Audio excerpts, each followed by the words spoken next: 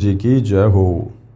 परम पिता परमात्मा सारी सृष्टि के रचनहार कुल मालिक असंख्य ब्रह्मांडों के स्वामी जगत गुरु तीनों लोकों में प्रवेश करके सबका धारण पोषण करने वाले राजाधिराज आत्माधार नाथों के नाथ देवों के देव महादेव सर्वेश्वर महेश्वर मृत्युंजय अजरो अमर आदि अनादि सनातनी प्रभु जगत पिता जगदीश्वर श्री श्री 1008 की उपाधि के वास्तविक अधिकारी अकाल मूर्त शब्द स्वरूपी राम वासुदेव सर्वगतम ब्रह्म परम पूज्य प्रथम पूज्य परम संत परम पुरुष परम धनी परम दयालु सत्य कबीर हक्का कबीर अल्लाहु कबीर अल्लाहु अकबर बाखबर अल्लाह ताला जगत के तारणहार जगत के मुक्तिदाता जगत के जगन्नाथ हारे के सहारे हिंदुओं के राम मुसलमानों के अल्लाह सिखों के वाहिगुरु ईसाइयों के मसीह दया के सागर दया निधि करुणा के सागर करुणा निधि स्वयंभू परिभू संकट मोचन कष्ट हरण मंगल करण दुख भंजन अविगत कबीर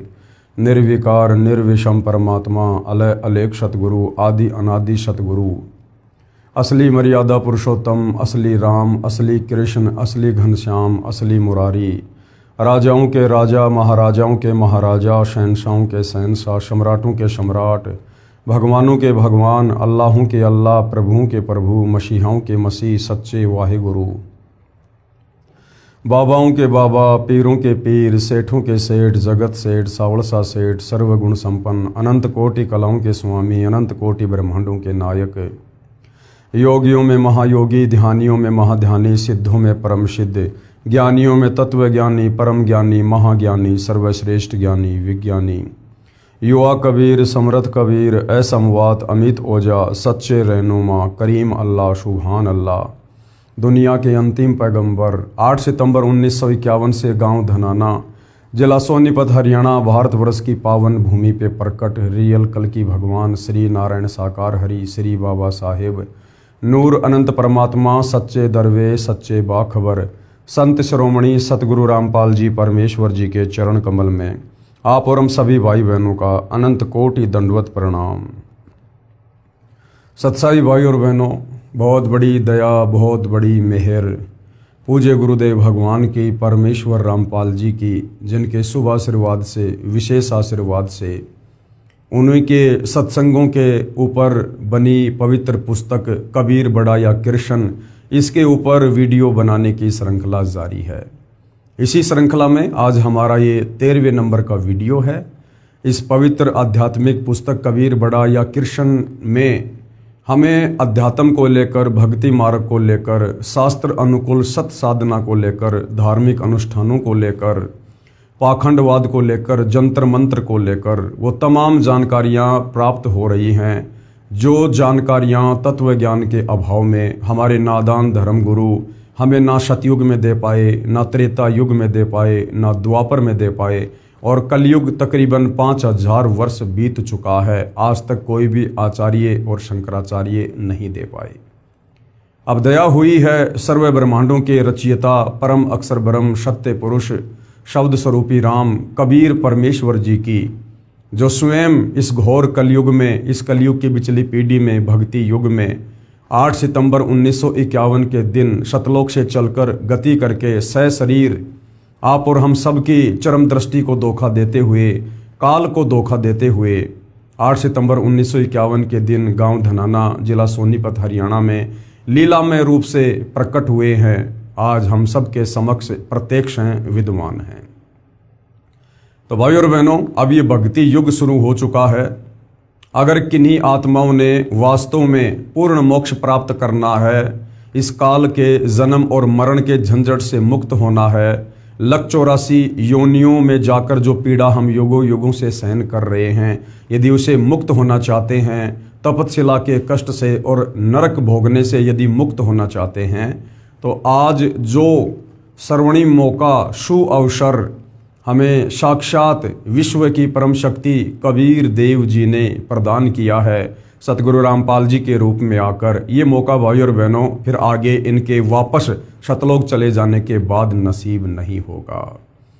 यानी पूर्ण मोक्ष प्राप्त करने का अवसर उसी समय तक है जब तक आप सतगुरु रामपाल जी को इस धरती पर देख रहे हैं। इनके सतलोक जाने के बाद फिर ये मौका हाथ से निकल जाएगा पूर्ण मोक्ष प्राप्ति वाला। हाँ, इनके द्वारा जो भक्ति यहाँ पर हमें दी जा चुकी है, इस भक्ति को करने से, इन मंत्रों का जाप करने से, इन धार्मिक यज्ञों को करने से हम यहाँ पर धनी बन जाएंगे, खुशहाल हो जाएंगे, हमारे बिगड़े हुए कार्य भी बनेंगे और शरीर छूटने के बाद अगले जन्मों में हम देवता भी बन जाएंगे। फिर कभी मनुष्य जन्म मिला तो राजा महाराजा भी मिल जाएंगे, परंतु पूर्ण मोक्ष प्राप्त करने से वंचित रह जाएंगे। तो ये जो गोल्डन चांस हमें मिला है भाई और बहनों, हमें इसका भरपूर फ़ायदा उठाना चाहिए। तो आप सतगुरु रामपाल जी के सत्संगों को सुनना प्रारंभ कीजिएगा। मोबाइल आपकी पॉकेट में है, यूट्यूब पर जाइए, सतगुरु रामपाल जी के सत्संग सर्च कीजिए, पहले उनके ज्ञान को सुनिए, समझिए, उसके बाद उनसे नाम दीक्षा लेकर अपनी आत्मा का कल्याण करवाएं।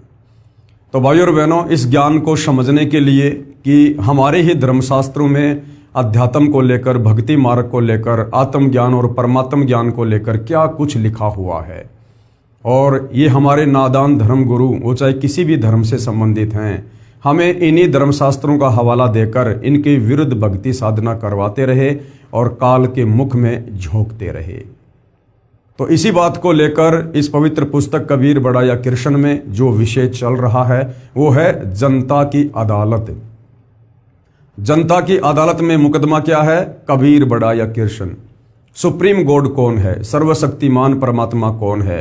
वो कुल का एक मालिक कौन है जिसने सर्व सृष्टि को रचा है, जो तीनों लोकों में प्रवेश करके सबका धारण पोषण कर रहा है।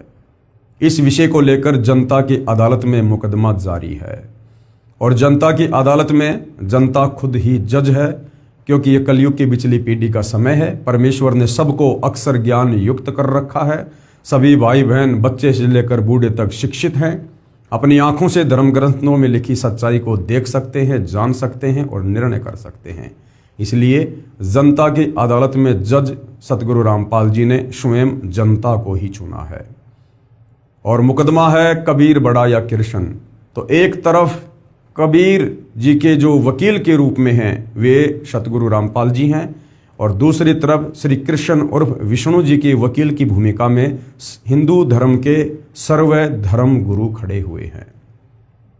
और जो प्रश्न, जो सवाल हिंदू धर्म ग्रंथों का हवाला देते हुए हिंदू धर्म के धर्म गुरुओं ने जनता की अदालत में सतगुरु रामपाल जी से किए थे, इधर कबीर जी के वकील सतगुरु रामपाल जी उन तमाम सवालों के प्रमाणित जवाब सबूतों सहित हिंदुओं के धर्म गुरुओं को उन्हीं की आंखों के सामने और धर्म ग्रंथों से दिखा कर बता रहे हैं, जनता की अदालत में पेश कर रहे हैं।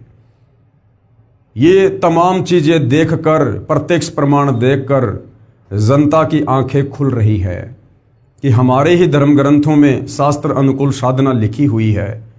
कौन परमात्मा सुप्रीम है, किस परमात्मा की भक्ति पूजा करने से हमारी आत्मा का कल्याण होगा, मोक्ष होगा, काल के द्वारा लगाए गए कर्म बंधनों से मुक्ति मिलेगी, ये हमारे ही पवित्र धर्मशास्त्रों में, चारों वेदों में, गीता जी में, पुराणों में लिखा हुआ है।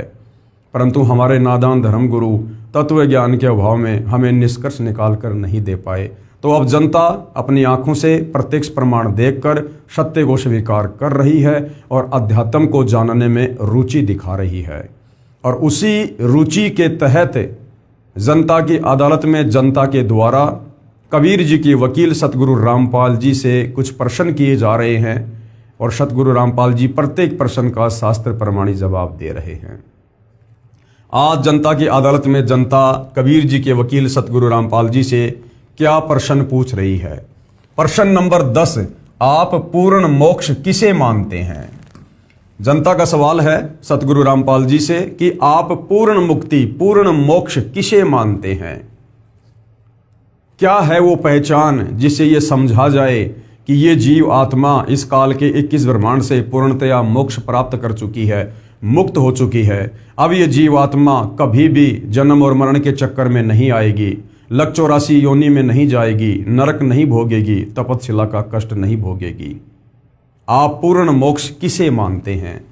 तो कबीर जी के वकील सतगुरु रामपाल जी ने जवाब दिया कि गीता अध्याय 15 श्लोक 4 में वर्णन है कि तत्वदर्शी संत की प्राप्ति के पश्चात तत्व ज्ञान रूपी शस्त्र से अज्ञान को काटकर अर्थात अच्छी तरह ज्ञान समझकर उसके पश्चात परमेश्वर के उस परम पद की यानी सतलोक की खोज करनी चाहिए, जहां जाने के पश्चात साधक यानी भगत फिर लौटकर संसार में कभी नहीं आते, अर्थात उनका जन्म कभी नहीं होता। जिस परमात्मा ने सर्व रचना की है यानी सारी सृष्टि को रचा है, केवल उसी की भक्ति पूजा करो। पूर्ण मोक्ष उसी को कहते हैं जिसकी प्राप्ति के पश्चात यानी जिस परमात्मा की प्राप्ति के पश्चात, जिस सतलोक में जाने के पश्चात पुनः यानी दोबारा जन्म ना हो, कहाँ, इस काल के लोक में, और जन्म मरण का चक्कर सदा के लिए समाप्त हो जाए। तो जनता की अदालत में सतगुरु रामपाल जी ने हिंदुओं की जो पवित्र पुस्तक है श्रीमद् भगवत गीता, उसी से प्रमाणित कर दिया है कि आप ही के धर्मशास्त्र में लिखा हुआ है कि पूर्ण मोक्ष किसे कहते हैं। गीता अध्याय 15 श्लोक नंबर 4, गीता ज्ञानदाता काल ब्रह्म, जो ब्रह्मा विष्णु महेश का पिता है, दुर्गा का पति है, ये खुद कह रहा है कि तत्वदर्शी संत की प्राप्ति के पश्चात यानी सबसे पहले तो आपका गुरु होना चाहिए, और गुरु भी पूर्ण होना चाहिए, और पूर्ण गुरु की पहचान भी गीता अध्याय 15 श्लोक नंबर 1 से 4 में लिखी हुई है। और पूर्ण गुरु होगा वो तत्वदर्शी संत होगा, और जो तत्वदर्शी संत होगा वो खुद कबीर भगवान होगा। यानी जब वो कबीर भगवान इस धरती पर प्रकट होता है, उसके बाद तत्वदर्शी संत की भूमिका करता है, तो वो सर्व धर्मशास्त्रों को दिखा दिखा के अपने ज्ञान को प्रमाणित करता है, सृष्टि रचना को प्रमाणित करता है। जो भक्ति साधना वो देता है, जो मंत्र वो देता है, उन मंत्रों को उन्हीं धर्मशास्त्रों से प्रमाणित करके दिखाता है। वो धर्मशास्त्र चाहे हिंदू धर्म के हो, चाहे मुसलमान धर्म के, चाहे सिख धर्म के, चाहे ईसाई धर्म के। उसके बाद उस ज्ञान को अच्छे से समझकर तत्वदर्शी संत की शरण में आकर उनके द्वारा दी भक्ति साधना को मर्यादा में रहकर आजीवन करने से फिर आपको वो अविनाशी पद प्राप्त होगा, परम पद प्राप्त होगा, शतलोक प्राप्त होगा। उस शतलोक में जाने के बाद फिर ये आत्मा कभी वापस लौटकर इस काल के 21 ब्रह्मांड में नहीं आती है, यहाँ फिर इसका पुनर्जन्म नहीं होता है। ये सदा सदा के लिए शतलोक में ही निवास करती है, और शतलोक में भी आगे के लोगों के लिए भक्ति है यदि जाना चाहे तो, अन्यथा शतलोक में जाने के पश्चात इस आत्मा को किसी प्रकार का कोई कष्ट नहीं है, कोई पीड़ा नहीं है, जन्म मरण का कोई कष्ट नहीं है, बुढ़ापे का कोई कष्ट नहीं है, ना किसी वस्तु का कोई अभाव है, ना वहाँ कोई राग द्वेष ईर्ष्या छल कपट मन मुटाव चोरी जारी निंदा चुगली घूसखोरी रिश्वतखोरी मिलावट कुछ भी नहीं है। वहाँ केवल आनंद ही आनंद है, क्योंकि शतलोक सुख का सागर है। अर्थात कहने का मतलब है तत्वदर्शी संत की शरण में आकर उनके बताए अनुसार मर्यादा में रहकर आजीवन भक्ति करने से हम इस काल के 21 ब्रह्मांड से निकलकर शतलोक चले जाएंगे, और शतलोक जाने के बाद फिर हम कभी वापस लौटकर इस काल के लोक में नहीं आएंगे। उसको कहते हैं पूर्ण मोक्ष प्राप्ति। आगे जनता की अदालत में जनता ने फिर एक सवाल किया है सतगुरु रामपाल जी से। प्रश्न नंबर 11, क्या गीता ज्ञानदाता ब्रह्म की भक्ति से पूर्ण मोक्ष संभव है? गीता ज्ञानदाता ये काल ब्रह्म है, जिसको ज्योति निरंजन कहते हैं, क्षर पुरुष कहते हैं, जिसका जिक्र गीता अध्याय 15 श्लोक नंबर 16 में है कि इस संसार में मुख्यतः 2 भगवान हैं, क्षर पुरुष और अक्षर पुरुष। तो जो क्षर पुरुष है, जो नाशवान है, ये गीता ज्ञानदाता है, जिसको काल कहते हैं, ज्योति निरंजन कहते हैं। ये ब्रह्मा विष्णु महेश के पूज्य पिताजी हैं, और ये दुर्गा का पति है, जिसने महाभारत के समय श्री कृष्ण जी के शरीर में प्रवेश करके और गीता जी का ज्ञान बोला था। तो इस गीता ज्ञानदाता काल ब्रह्म के विषय में जनता की अदालत में जनता पूछ रही है कबीर जी के वकील सतगुरु रामपाल जी से, क्या गीता ज्ञानदाता इस ब्रह्म की भक्ति से पूर्ण मोक्ष संभव है? तो उत्तर सतगुरु रामपाल जी दे रहे हैं कि बिल्कुल भी नहीं है। मोक्ष तो मिलेगा, लेकिन कहां तक का मिलेगा? जहां तक की भक्ति करने से ये काल साधक को उसका फल देता है। यानी ब्रह्म की भक्ति करने से साधक ब्रह्म लोक में जाएगा।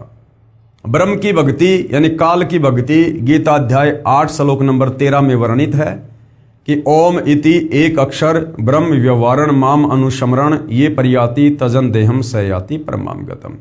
कि अर्जुन, मुझ ब्रह्म की साधना का एक ओम मंत्र है, और जो इस ओम मंत्र का अंतिम श्वास तक, शरीर छूटने तक जाप करता है, वो मुझ ब्रह्म की परम गति को प्राप्त होता है। और इस ब्रह्म की परम गति क्या है? गीता अध्याय 8 श्लोक नंबर 16, ये ब्रह्म लोक में रहता है। और ब्रह्म लोक में गया हुआ साधक भी वापस लौटकर जन्म और मरण में आता है, लक 84 योनि में जाता है। अर्थात गीता ज्ञानदाता ब्रह्म की साधना करने से साधक ब्रह्म लोक में जाएगा, जो कि इसकी परम गति है, जो अंतिम मुक्ति है इस काल लोक की। और उस अंतिम मुक्ति को भोग कर अपने पुण्य खर्च करके ब्रह्मलोक से भी साधक वापस जन्म मरण में आएगा। अर्थात काल की साधना से, ब्रह्म की साधना से भी पूर्ण मुक्ति नहीं है। क्या गीता ज्ञानदाता ब्रह्म की भक्ति से पूर्ण मोक्ष संभव है? उत्तर है नहीं। जनता की अदालत में जनता ने फिर सवाल किया। गीता अध्याय 8 श्लोक नंबर 16 में प्रमाण है कि गीता ज्ञानदाता ने यानी इस काल ब्रह्म ने कहा है कि हे अर्जुन, मुझे प्राप्त होकर पुनर्जन्म नहीं होता। आप कैसे कहते हैं कि ब्रह्म भक्ति से पूर्ण मोक्ष संभव नहीं है? अब उत्तर दे रहे हैं कबीर जी के वकील सतगुरु रामपाल जी। और सतगुरु रामपाल जी समझा रहे हैं कि यही कमी रही जो आप हिंदू श्रद्धालु भ्रमित हैं भक्ति और भगवान को लेकर। तत्व ज्ञान के अभाव में हमारे धर्म गुरुओं ने, गीता के अनुवादकों ने गीता जी के श्लोकों के अर्थों का अनर्थ कर दिया, क्योंकि ये ब्रह्म से ऊपर किसी को परमात्मा नहीं जानते थे, नहीं मानते थे। और जहां जहां इस ब्रह्म ने अपने से अन्य उस परमेश्वर की, सुप्रीम गॉड की, परम अक्षर ब्रह्म की शरण में जाने को कहा है, वहां वहां इन गीता अनुवादकों की बुद्धि स्लिप हो गई। इन्होंने सोचा कि ब्रह्म से ऊपर तो कोई परमात्मा है ही नहीं, फिर ये ब्रह्म अपने से अन्य किसी और की शरण में जाने को क्यों कह रहा है। तो घुमा फिराकर इन्होंने अर्थों का अनर्थ करके और इस ब्रह्म के ऊपर ही टोपी पहना दी कि वो खुद अपने लिए ही कह रहा है। तो सतगुरु रामपाल जी अब इस गीता अध्याय 8 श्लोक नंबर 16 का आपको सही से अनुवाद करके बताएंगे, समझाएंगे, और आपको श्री मद देवी भागवत यानी महापुराण, देवी पुराण से आपको प्रमाणित करके बताएंगे कि ब्रह्म साधना से जन्म और मरण है या नहीं है, ब्रह्म साधना से जीव मुक्त होता है या नहीं होता है। तो जनता ने सवाल किया, गीता अध्याय 8 श्लोक 16 में प्रमाण है कि गीता ज्ञानदाता ने कहा है कि हे अर्जुन, मुझे प्राप्त होकर यानी मेरे ब्रह्मलोक में जाकर पुनर्जन्म नहीं होता। आप कैसे कहते हैं कि ब्रह्म भक्ति से पूर्ण मोक्ष संभव नहीं है?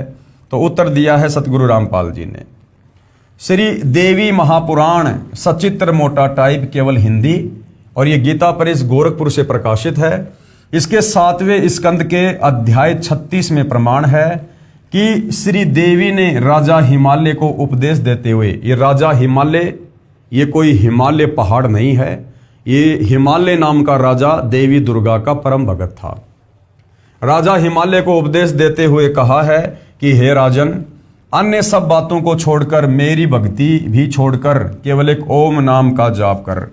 राजा हिमालय ने कहा कि हे देवी, हे माता, मुझे मोक्ष चाहिए, क्योंकि राजा के पास में धन बहुत होता है, लेकिन उस धन से भी उसको संतुष्टि नहीं होती है। तो राजा हिमालय ने, जो कि देवी का पुजारी था, उसने कहा कि माता, मुझे वो विधि बताओ जिससे मेरा पूर्ण मोक्ष हो जाए।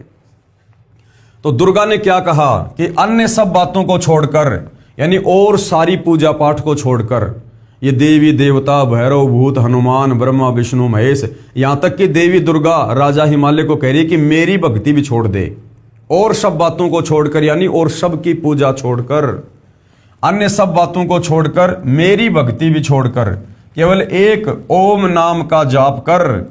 ब्रह्म प्राप्ति का यही एक मंत्र है, क्योंकि ओम ये ब्रह्म का मंत्र है। इससे संसार के उस पार जो ब्रह्म है उसको पा जाओगे, यानी तुम काल को प्राप्त हो जाओगे, तुम्हारा कल्याण हो। वह ब्रह्म यानी वो काल ब्रह्म लोक रूपी दिव्य आकाश में रहता है, यानी 21 ब्रह्मांड में सबसे ऊपर रहता है।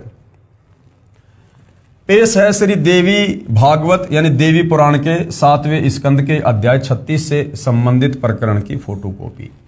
तो जनता की अदालत में सतगुरु रामपाल जी के द्वारा अब जनता के सामने श्री देवी महापुराण का 7वें स्कंद का ये जो पृष्ठ है ये दिखाया जा रहा है, ताकि भगत समाज को, हिंदू समाज को विश्वास हो कि वास्तव में जो ब्रह्म साधना है, चारों वेद और गीता जी में जो सर्वश्रेष्ठ साधना है ब्रह्म साधना, इस ब्रह्म साधना को करने से भी साधक जन्म और मरण में ही रहता है। देवी के द्वारा हिमालय को ज्ञान उपदेश और ब्रह्म स्वरूप का वर्णन। अब ये देवी दुर्गा क्या कह रही है? श्री देवी जी कहने लगी, हे पर्वतराज, इस प्रकार योग युक्त होकर मुझ ब्रह्म स्वरूपा देवी का ध्यान करो, और ये ध्यान आसन पर भली भांति बैठकर अहेतुकी भक्ति के साथ करना चाहिए। पहले तो देवी दुर्गा राजा हिमालय को अपनी भक्ति साधना के विषय में बता रही है कि यदि मुझ देवी को प्रसन्न करना है, मेरे स्तर का लाभ प्राप्त करना है, तो किस प्रकार से मेरी भक्ति करनी चाहिए। लेकिन हिमालय ने कहा कि मुझे तो पूर्ण मोक्ष चाहिए, जन्म और मरण से छुटकारा चाहिए। उसके बाद देवी ने फिर उसको ब्रह्म भक्ति के बारे में बताया। उस ब्रह्म का क्या स्वरूप है, यानी उस काल का क्या स्वरूप है, यह बतलाया जाता है। जो प्रकाश स्वरूप सबके अत्यंत समीप में स्थित हृदय रूप गुहा में स्थित होने के कारण गुहाचर नाम से प्रसिद्ध और महान पद अर्थात परम प्राप्य है। जितने भी चेष्टा करने वाले, श्वास लेने वाले, आंखों को खोलने मूंदने वाले प्राणी हैं, सब उस ब्रह्म में ही समर्पित हैं, उसी में स्थित हैं। सत असत सब कुछ वही है, वही सबके द्वारा वर्ण करने योग्य सर्वोत्कृष्ट है। वह समस्त प्रजा के ज्ञान से परे है कि उस ब्रह्म के बारे में 21 ब्रह्मांड का कोई भी प्राणी नहीं जानता है कि वो ब्रह्म कौन है, कैसा दिखाई देता है। तो दुर्गा कह रही है वह समस्त प्रजा यानी 21 ब्रह्मांड में जितने भी प्राणी हैं उन सब के ज्ञान यानी उन सब की बुद्धि से परे है, अर्थात किसी की बुद्धि में आने वाला नहीं है, क्योंकि वो गुप्त रहता है, साकार है लेकिन अपने आप को निराकार साबित करवा रखा है, उसको श्राप लगा हुआ है, इसलिए वो अपने ओरिजिनल ब्रह्म रूप में, काल रूप में किसी को दर्शन नहीं देता। यह तुम जानो जो परम प्रकाश रूप है, जो सूक्ष्म से भी अत्यंत सूक्ष्म है, जिसमें संपूर्ण लोक और उन लोकों में निवास करने वाले प्राणी स्थित हैं, वही यह अक्षर ब्रह्म है। अब जानकारी देनी चाहिए ब्रह्म की, लेकिन बीच बीच में दुर्गा करिए अक्षर ब्रह्म है। अरे गीता अध्याय 15 श्लोक 16, ये दो अलग अलग भगवान है, क्षर पुरुष और अक्षर पुरुष। क्षर पुरुष तो ये काल है जो 21 ब्रह्मांड का स्वामी है, और अक्षर पुरुष ये पर ब्रह्म है जिसके पास 7 संग ब्रह्मांड हैं। लेकिन देवी दुर्गा क्योंकि सृष्टि रचना का ज्ञान इसको भी नहीं है, कंप्लीट आध्यात्मिक ज्ञान इसको भी नहीं है, तो ये भी गोलमोल करके बता रही है। वही सबके प्राण हैं, वही सबकी वाणी है और वही सबके मन हैं। वह यह परम सत्य और अमृत अविनाशी तत्व है। सौम्य उस वेदने योग्य लक्ष्य का तुम वेदन करो, यानी ओम नाम पे ध्यान करो, मन लगाकर उसमें तुम तन्मय हो जाओ, यानी ब्रह्म की भक्ति में मन लगाओ। सौम्य उपनिषद में कथित महान अस्त्र रूप धनुष लेकर उस पर उपासना द्वारा तीक्ष्ण किया हुआ बाण संधान करो, और फिर भावानुगत चित्त के द्वारा उस बाण को खींचकर उस अक्षर रूप ब्रह्म को ही लक्ष्य बनाकर वेदन करो, यानी उस ब्रह्म की साधना करो, ओम नाम का जाप करो। प्रणव ओम धनुष है, यानी उसका मंत्र क्या है? ओम, और जीव आत्मा बाण है, और ब्रह्म को उसका लक्ष्य कहा जाता है। परमाद रहित अत्यंत तत्परता से साधन संलग्न होकर उसका वेदन करना चाहिए, और बाण के समान उसमें तन्मय हो जाना चाहिए, जिससे ब्रह्म में, स्वर्ग में, पृथ्वी, अंतरिक्ष, स्वर्ग और पृथ्वी के बीच का आकाश संपूर्ण प्राणों के सहित इंद्रिय युक्त मन बुद्धि रूप अंतःकरण ओतप्रोत है, उस एकमात्र परमात्मा को ही जाने, यानी उस ब्रह्म को ही जानो सब कुछ। दूसरी सब बातों को छोड़ दो, यानी और सबकी भक्ति साधना छोड़ दो, मुझ देवी दुर्गा की साधना भी छोड़ दो, उस ओम नाम के जाप के साथ में ब्रह्म की साधना करो। यही अमृत रूप परमात्मा के पास पहुंचाने वाला पुल है। संसार समुद्र से पार होकर अमृत स्वरूप परमात्मा को प्राप्त करने का यही सुलभ साधन है। इस आत्मा का ओम के जप के साथ ध्यान करो, यानी उस काल का, उस ब्रह्म का ओम नाम के साथ में जाप करो, इससे अज्ञानमय अंधकार से सर्वदा परे और संसार समुद्र से उस पार जो ब्रह्म है उसको पा जाओगे, तुम्हारा कल्याण हो। जो सदा जानने वाला, जो सब ओर से सबको जानने वाला है, जिसकी जगत में ये महिमा है, वह यह सबका आत्मा ब्रह्म कहाँ रहता है? ब्रह्म लोक रूप दिव्य आकाश में रहता है। ये जो मेन पॉइंट है भाई और बहनों, इस पूरे प्रकरण को समझने के लिए ये ध्यान रखना, दुर्गा देवी राजा हिमालय को क्या कह रही है कि उस ब्रह्म का ओम जाप है और वो कहां रहता है? वो ब्रह्म लोक रूप दिव्य आकाश में रहता है। वह यह सबका आत्मा ब्रह्म कहां रहता है? ब्रह्म लोक रूप दिव्य आकाश में।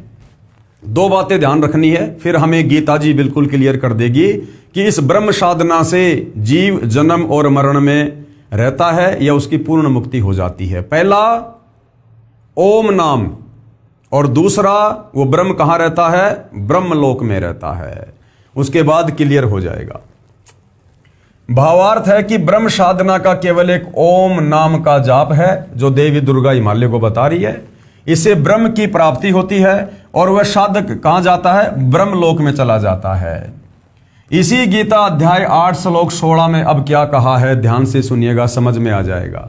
इसी गीता अध्याय 8 श्लोक 16 में कहा है कि ब्रह्मलोक सहित सर्वलोक पुनरावर्ती में है। ब्रह्मलोक से लेकर, ब्रह्मलोक 21 ब्रह्मांड का सबसे ऊपर का लोक है और बाकी लोक सब नीचे हैं, ब्रह्मा विष्णु महेश के, देवी दुर्गा के, देवताओं के।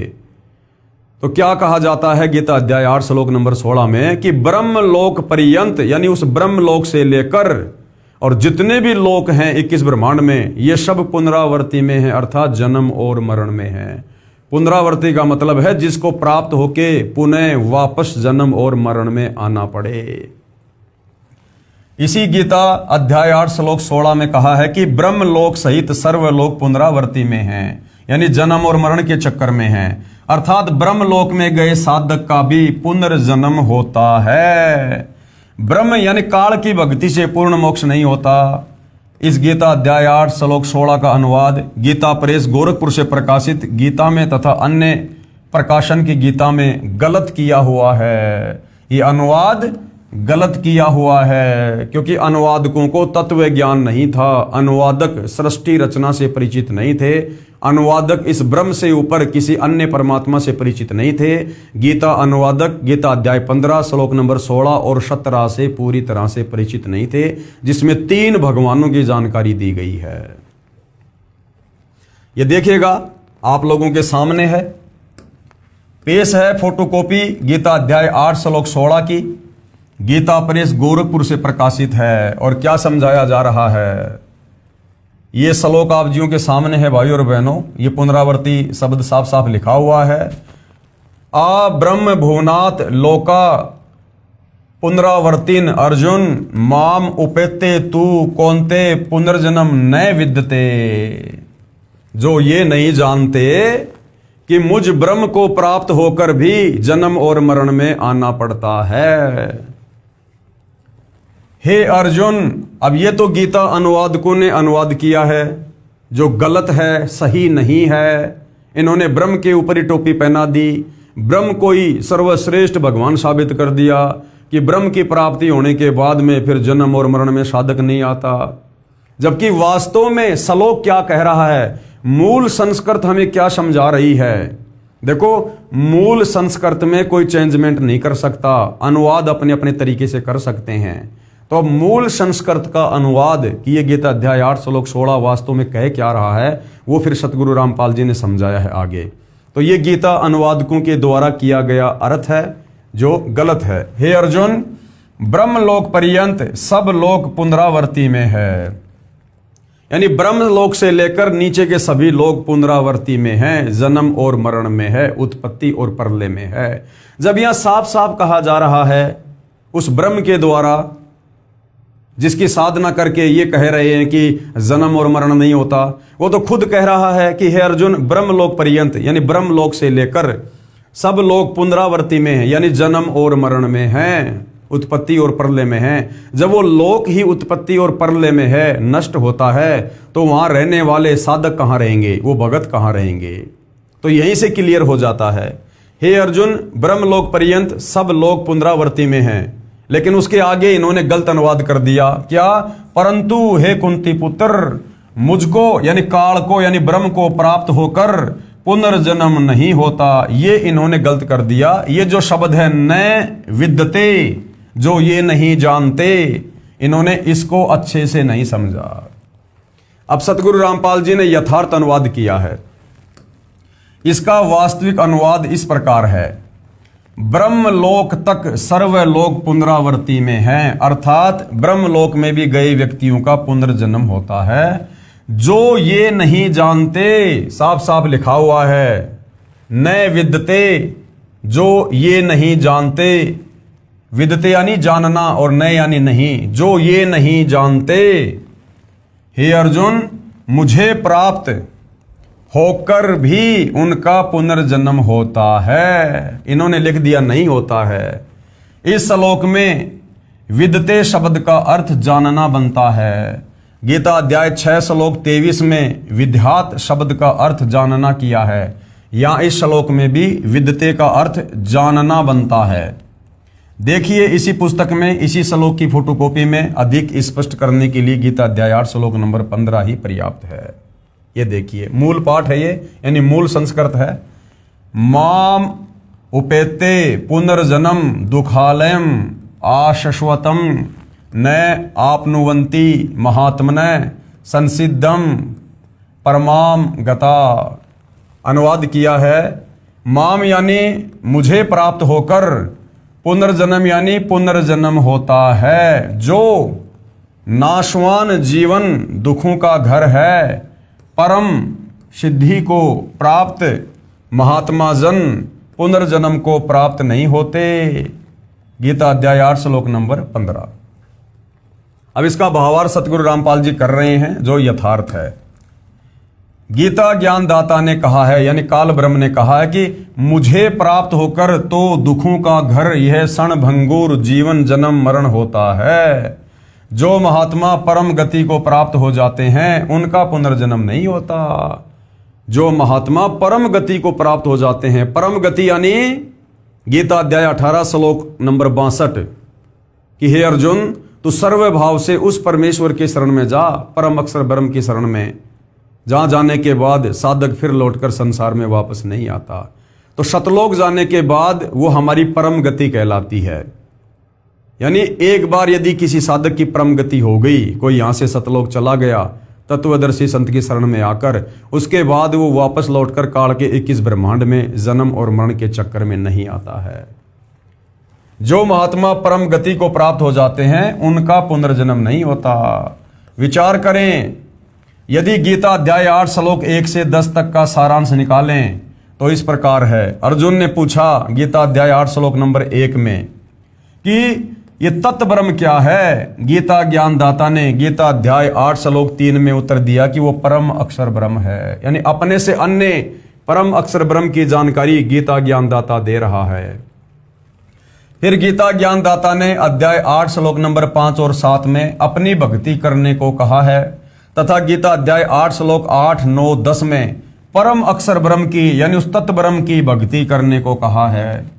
अपनी भक्ति का मंत्र गीता अध्याय 8 श्लोक नंबर 13 में बताया कि मुझ ब्रह्म का केवल एक ओम अक्षर है। उच्चारण करके सुमरण करता हुआ जो शरीर त्याग कर जाता है वह परम गति को प्राप्त होता है, यानी काल की परम गति को प्राप्त होता है। और काल की परम गति है ब्रह्मलोक, और ब्रह्मलोक पर्यंत सर्वलोक पुनरावृत्ति में जन्म और मरण में है। तो काल की परम गति भी घटिया है। पूर्व में श्री देवी पुराण से सिद्ध कर आए हैं कि ओम का जाप करके ब्रह्मलोक प्राप्त होता है। गीता अध्याय 8 श्लोक 16 में स्पष्ट है कि ब्रह्मलोक में गए साधक का भी पुनर्जन्म होता है। इसलिए गीता अध्याय 8 श्लोक 13 में ओम नाम के जाप से होने वाली परम गति का वर्णन है। परंतु गीता अध्याय 8 श्लोक 8, 9, 10 में जिस सच्चिदानंद घन ब्रह्म अर्थात परम दिव्य पुरुष की भक्ति करने को कहा है, उसका मंत्र गीता अध्याय 17 श्लोक नंबर 23 में लिखा है। यानी इस ब्रह्म ने अपनी भक्ति का मंत्र तो गीता अध्याय 8 श्लोक नंबर 13 में लिख दिया ओम, और जो अपने से अन्य जिस परम अक्षर ब्रह्म जिस तत्व ब्रह्म की इसने जानकारी दी है गीता अध्याय 8 श्लोक नंबर 3 में, उसकी भक्ति का मंत्र गीता अध्याय 17 श्लोक नंबर 23 में है। क्या? ओम तत्सत इति निर्देशय ब्रह्मणे त्रिविध समर्थ। यानी पूर्ण परमात्मा की भक्ति का ये 3 नाम का जाप है जो 3 विधि से जाप किया जाता है। ब्राह्मणा तेन वेद्या च यज्ञा च विहिता पुरा। और सृष्टि की शुरुआत में जो विद्वान लोग थे वो इसी प्रकार से भक्ति किया करते थे। अनुवाद: सच्चिदानंद घन ब्रह्म यानी कबीर परमेश्वर परम अक्षर ब्रह्म की भक्ति का मंत्र ओम तत्सत है। ये ओम तो सीधा सीधा काल का है और ये तत् और सत ये सांकेतिक है जो तत्वदर्शी संत ही बताएगा। ओम मंत्र ब्रह्म यानी क्षर पुरुष का है, इस काल का है। तत् ये सांकेतिक है जो अक्षर पुरुष का है जिसके साथ संग ब्रह्मांड है। और शत मंत्र भी सांकेतिक मंत्र है जो परम अक्षर ब्रह्म का है यानी कबीर देव का है। इन तीनों मंत्रों के जाप से वह परम गति प्राप्त होगी जो गीता अध्याय 15 श्लोक 4 में कही गई है कि जहां जाने के पश्चात साधक फिर लौटकर संसार में कभी नहीं आते। यदि गीता अध्याय 8 श्लोक 16 का ये अर्थ सही माने कि मुझे प्राप्त होने वाला यानी ब्रह्म को प्राप्त होने वाला पुनर्जन्म में नहीं आता, तो गीता अध्याय 2 श्लोक 12, गीता अध्याय 4 श्लोक 5 और गीता अध्याय 10 श्लोक 2 गलत साबित हो जाएंगे, जिसमें खुद ये ब्रह्म कह रहा है कि मेरा तो जन्म होता है, मेरी तो मृत्यु होती है। हे अर्जुन, तू नहीं जानता, मैं जानता हूं। तेरे भी कई जन्म हो चुके हैं, मेरे भी हो चुके हैं, आगे भी होंगे। अगर गीता अध्याय 8 श्लोक नंबर 16 का जो अनुवाद हमारे तत्व ज्ञानहीन गीता अनुवादकों ने और धर्मगुरुओं ने किया है कि ये ब्रह्म कह रहा है कि मुझे प्राप्त होकर फिर साधक जन्म और मरण में नहीं आता, तो फिर गीता अध्याय 2 श्लोक नंबर 12, गीता अध्याय 4 श्लोक नंबर 5 और 9, गीता अध्याय 10 श्लोक 2 ये फिर गलत साबित हो जाएंगे, जिसमें खुद ये ब्रह्म पहले कह चुका है कि मेरे और तेरे बहुत जन्म हो चुके हैं, तू नहीं जानता, मैं जानता हूं। अर्थात यहां पर यह क्लियर हो जाता है कि गीता ज्ञानदाता ब्रह्म है, ओम इसका मंत्र है, यह ब्रह्म लोक में रहता है और ब्रह्म लोक पर्यंत सर्वलोक पुनरावर्ती में जन्म और मरण में, प्रलय और उत्पत्ति में है। अर्थात इस ब्रह्म साधना से परम गति नहीं है, पूर्ण मोक्ष नहीं है, जन्म मरण का रोग समाप्त नहीं होता। तो गीता अध्याय 2 श्लोक 12, गीता अध्याय 4 श्लोक 5, गीता अध्याय 10 श्लोक 2 गलत सिद्ध हो जाते हैं, जिनमें गीता ज्ञानदाता ने यानी ब्रह्म ने कहा है कि अर्जुन तेरे और मेरे बहुत जन्म हो चुके हैं, तू नहीं जानता, मैं जानता हूं। मेरी उत्पत्ति को यानी ये ब्रह्म कह रहा है कि मेरी उत्पत्ति को यानी मेरे जन्म लेने को ना देवता जानते हैं, ना महर्षिगण तथा ना सिद्ध जानते हैं। विचारणीय विषय यह है कि जब साध्य इष्ट का ही जन्म मृत्यु होता है, यानी जब इस ब्रह्म का ही जन्म और मृत्यु होता है, तो साधक यानी भगत को वह मोक्ष कैसे प्राप्त हो सकता है जिससे पुनर्जन्म नहीं होता। तो भाइयों और बहनों, आज से पहले हमारे को गीता जी का गलत ज्ञान दिया गया था, यथार्थ ज्ञान नहीं दिया गया था, जिस कारण से हम इन्हीं देवी देवताओं की भक्ति में, ब्रह्म साधना में उलझ पुलझ लगे रहे। इसलिए गीता अध्याय 8 श्लोक 16 का अनुवाद जो मैंने यानी सतगुरु रामपाल जी ने ऊपर किया है वही सही है कि गीता ज्ञानदाता ने यानी ब्रह्म ने कहा है कि ब्रह्मलोक तक सब लोग पुनरावर्ती में हैं, अर्थात ब्रह्मलोक में गए प्राणी भी लौटकर संसार में जन्म को प्राप्त होते हैं। यानी काल की इस ब्रह्म की जो परम गति है, इसकी भक्ति की जो सर्वश्रेष्ठ उपलब्धि है वो है ब्रह्मलोक यानी महास्वर्ग। और गीता अध्याय 8 श्लोक 16 में इस ब्रह्म ने क्लियर कर दिया कि ब्रह्मलोक पर्यंत सर्वलोक पुनरावर्ती में है, अर्थात ब्रह्म साधना से भी परम गति नहीं होती, जन्म मरण का रोग समाप्त नहीं होता। जो ये नहीं जानते वे मेरी भक्ति करके भी पुनर्जन्म को प्राप्त होते हैं। जो साधक ये नहीं जानते कि मैं ब्रह्म हूं, मैं ब्रह्मलोक में रहता हूं और मेरे लोक में जाने के बाद भी जन्म और मरण होता है, जो ये नहीं जानते वो जन्म और मरण में ही रहते हैं। इसलिए तो गीता ज्ञानदाता ने यानी इस काल ब्रह्म ने अध्याय 18 श्लोक 62 में कहा है, अध्याय 18 श्लोक 62 में, क्योंकि इसका खुद का जन्म मरण, इसके साधकों का जन्म मरण, ब्रह्मलोक में गया हुआ प्राणी फिर जन्म मरण में, इसीलिए तो इसने अपने से अन्य उस परम अक्षर ब्रह्म तत्व ब्रह्म के विषय में कहा है गीता अध्याय 18 श्लोक 62 में। इसलिए तो गीता ज्ञानदाता ने अध्याय 18 श्लोक 62 में कहा है कि हे अर्जुन, तू सर्व भाव से उस परमेश्वर की शरण में जा। सर्व भाव से उस परमेश्वर की शरण में जा।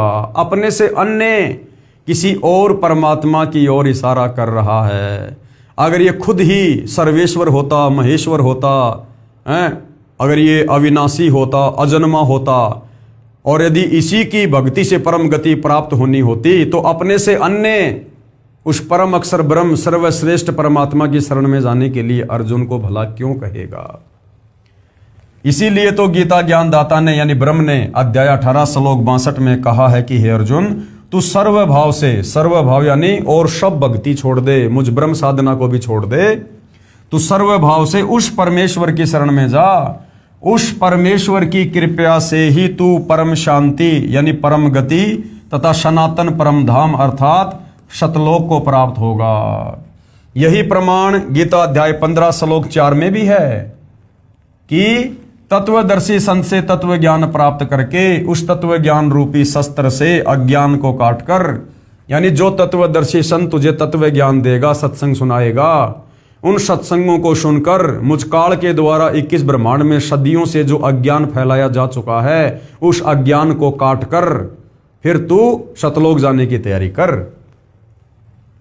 यही प्रमाण गीता अध्याय 15 श्लोक 4 में है कि तत्वदर्शी संत से तत्व ज्ञान प्राप्त करके यानी उसके सत्संग सुन के और उस तत्व ज्ञान रूपी शस्त्र से यानी भक्ति साधना से अज्ञान को काटकर, जो अज्ञान इस काल में फैला रखा है यहां पर अपने ऋषियों के द्वारा, इन गीता अनुवादकों के द्वारा, साधु संतों के द्वारा, उसके पश्चात परमेश्वर के उस परम पद की खोज करनी चाहिए जहां जाने के पश्चात साधक फिर लौटकर संसार में कभी नहीं आते। जिस परमेश्वर से यानी कबीर परमेश्वर से, परम अक्षर ब्रह्म से, तत्व ब्रह्म से, गीता ज्ञानदाता से अन्य जो परमात्मा है, जिस परमेश्वर से संसार रूपी वृक्ष की प्रवृत्ति विस्तार को प्राप्त हुई है, अर्थात जिसने सारी सृष्टि को रचा है, अर्थात जिस परमेश्वर ने संसार की रचना की है, गीता ज्ञानदाता ने कहा है कि केवल उसी की भक्ति कर, सर्व का उसी से कल्याण संभव है। तो गीता ज्ञानदाता ने तो अपने से अन्य उस परम अक्षर ब्रह्म तत् ब्रह्म कबीर देव की भक्ति करने के लिए अर्जुन को निर्देशित कर दिया है कि अगर तुझे परम गति को प्राप्त होना है, पूर्ण मोक्ष चाहिए, जन्म मरण से छुटकारा चाहिए, परम शांति चाहिए, तो तू सर्व भाव से उस परमेश्वर की शरण में चला जा, जहां जाने के बाद साधक फिर लौटकर संसार में वापस नहीं आता। और उस परम अक्षर ब्रह्म कबीर देव की भक्ति तुझे वो तत्वदर्शी संत ही बता सकता है, मुझे भी नहीं पता।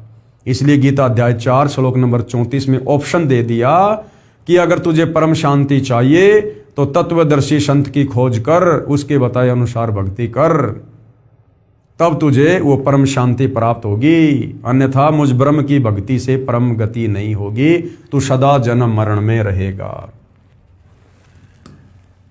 इससे प्रमाणित हुआ कि ब्रह्म की भक्ति से पूर्ण मोक्ष संभव नहीं है। यानी जो 21 ब्रह्मांड का स्वामी है, ये काल, ये ब्रह्म ज्योति निरंजन क्षर पुरुष, ब्रह्मा विष्णु महेश का पिता, दुर्गा का पति, इसकी भक्ति से पूर्ण मोक्ष नहीं है।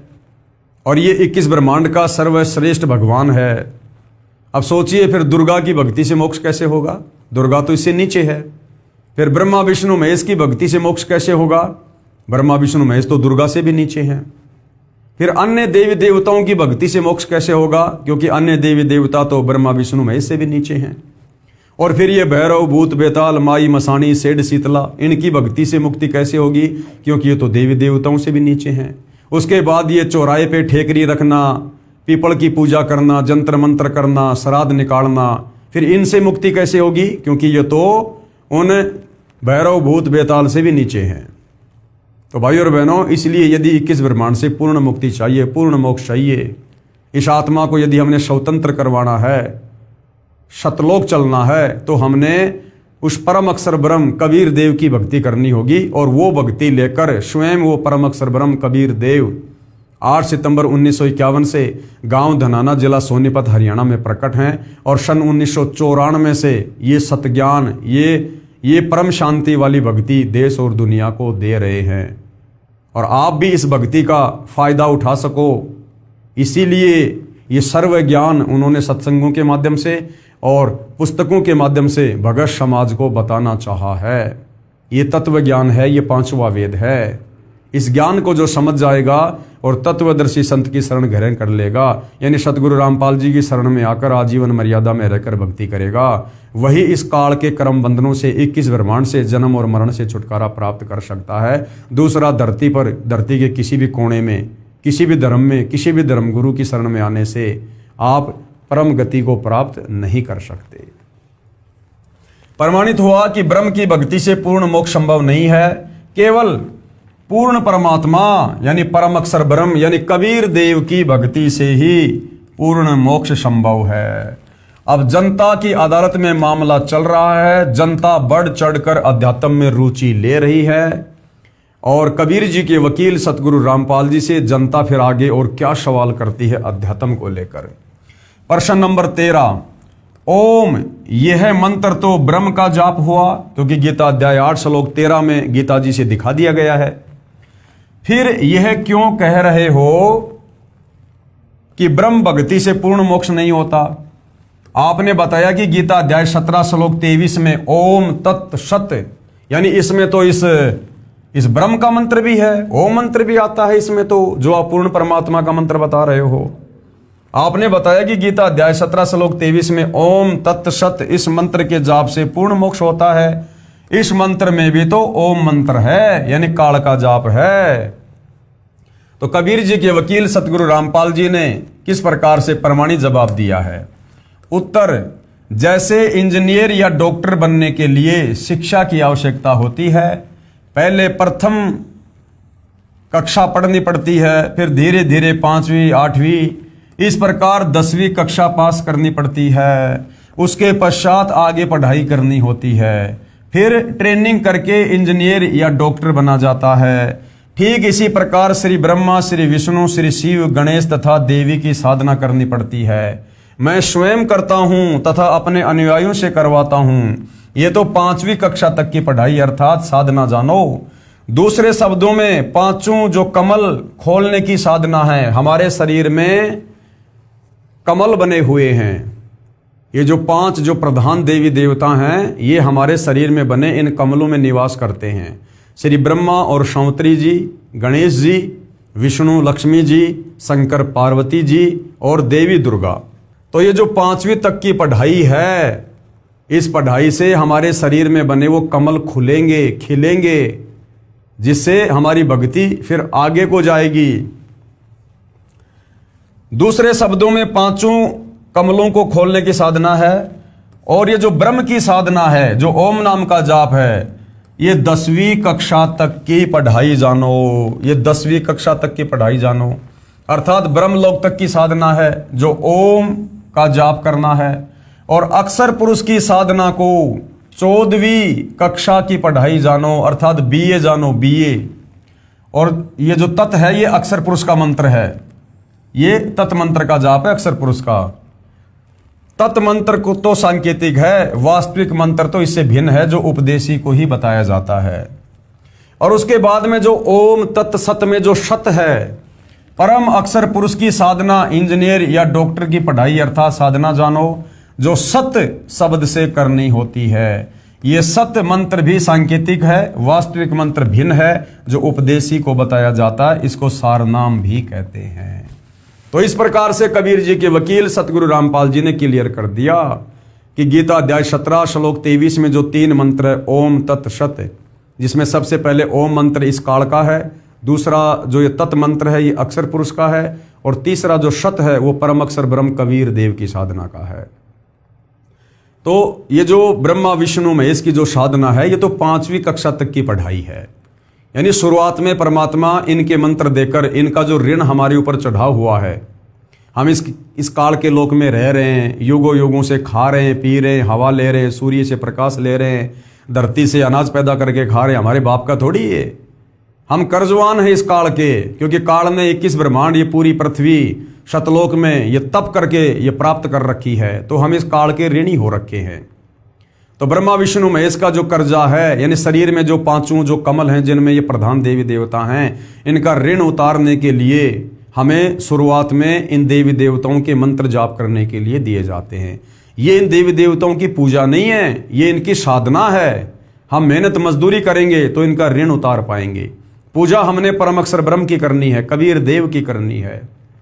उसके बाद में जो ये ओम नाम की जो साधना है, ये इस ब्रह्म की है, इस काल की है, क्योंकि किस ब्रह्मांड इसी का है। इसने तप के बदले इसने ले रखा है जो है पूर्ण परमेश्वर कबीर साहिब से, तो इसका भी हमारे ऊपर ऋण चढ़ा हुआ है।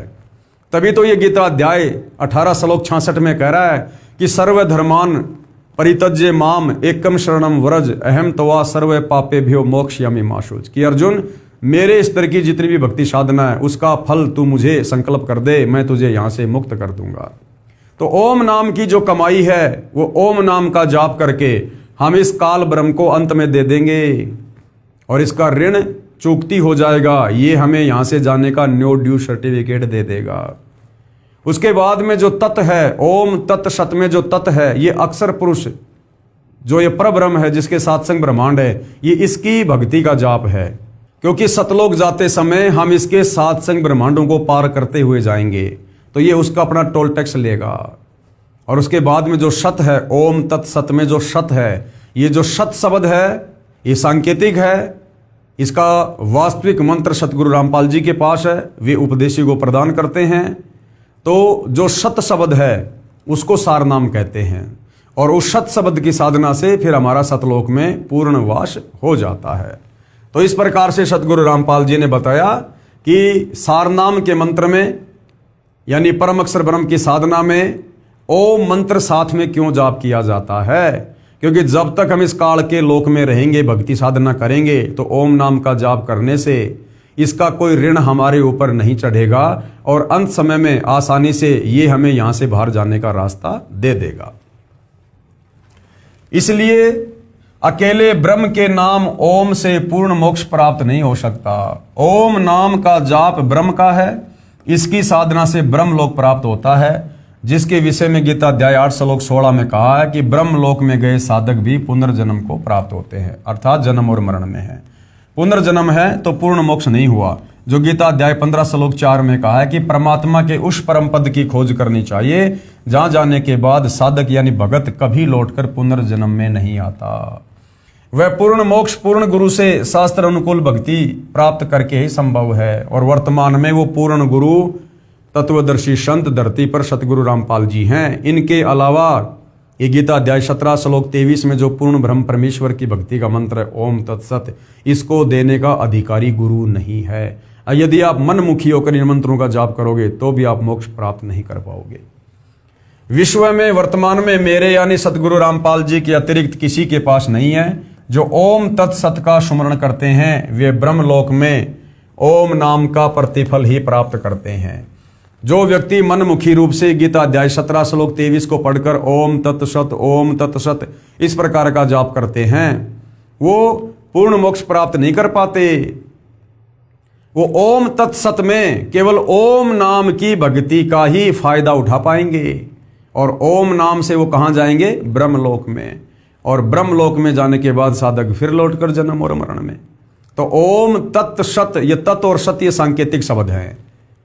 वास्तविक मंत्र इनके पीछे क्या हैं वो तत्वदर्शी संत ही बताएगा, यानी सतगुरु रामपाल जी ही बताते हैं। इसके सुमरण की जो कमाई है वो ब्रह्म को दे देते हैं, जिसके बदले में ये काल ब्रह्म साधक को पाप मुक्त कर देता है।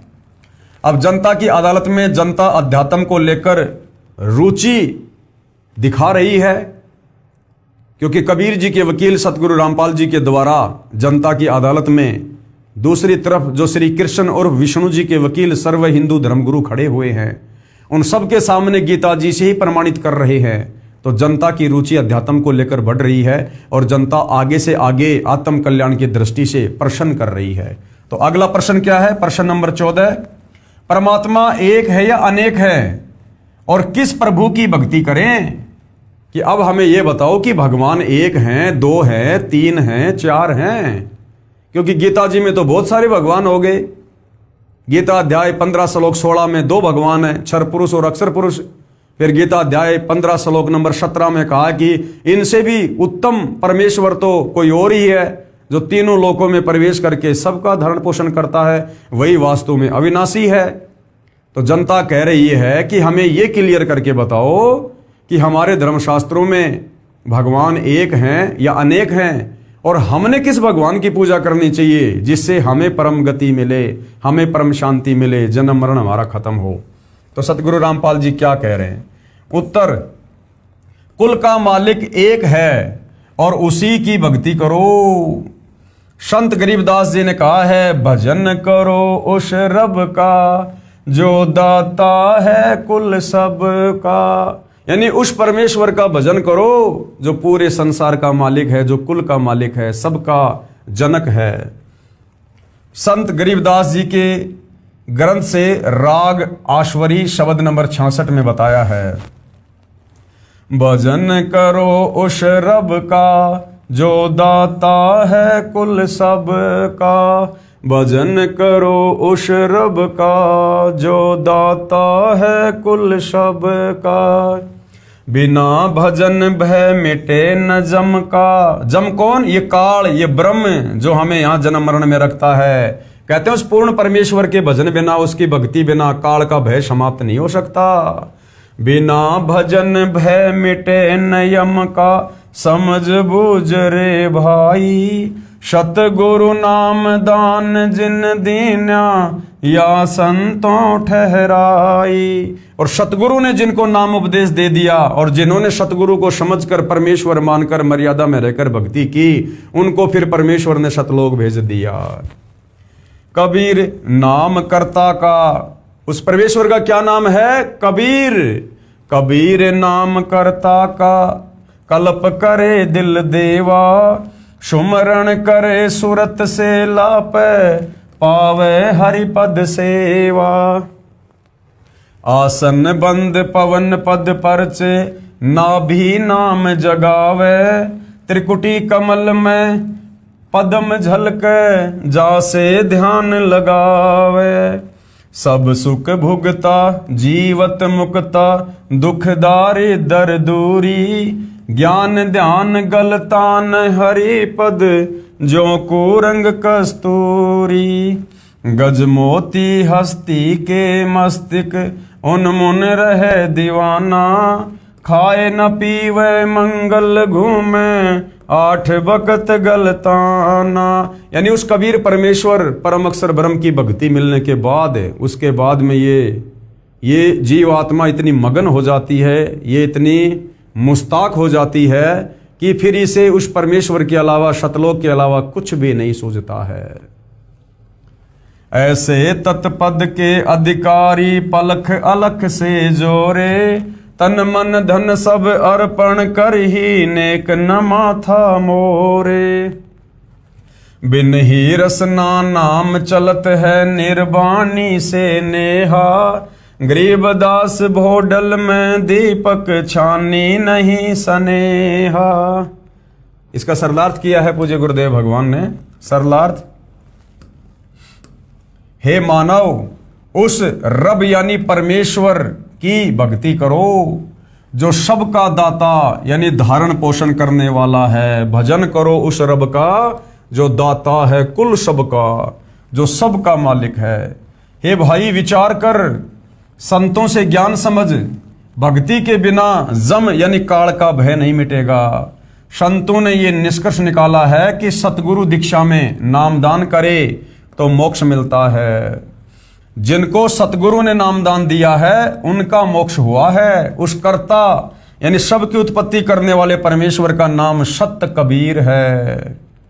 वह दिल देवा यानी हृदय में निवास करने वाला परमेश्वर है, जिसके विषय में गीता अध्याय 18 श्लोक 61 में कहा है कि परमात्मा सब प्राणियों को उनके कर्मों के अनुसार भ्रमण करवाता है, कभी मनुष्य योनि में, कभी लक 84 योनियों में, जो सबके हृदय में निवास करता है। गीता अध्याय 18 श्लोक 62 में कहा है कि हे भारत, तू सर्व भाव से उस परमेश्वर की शरण में जा। उस परमात्मा की कृपा से ही तू परम शांति को तथा सनातन परम धाम को प्राप्त होगा।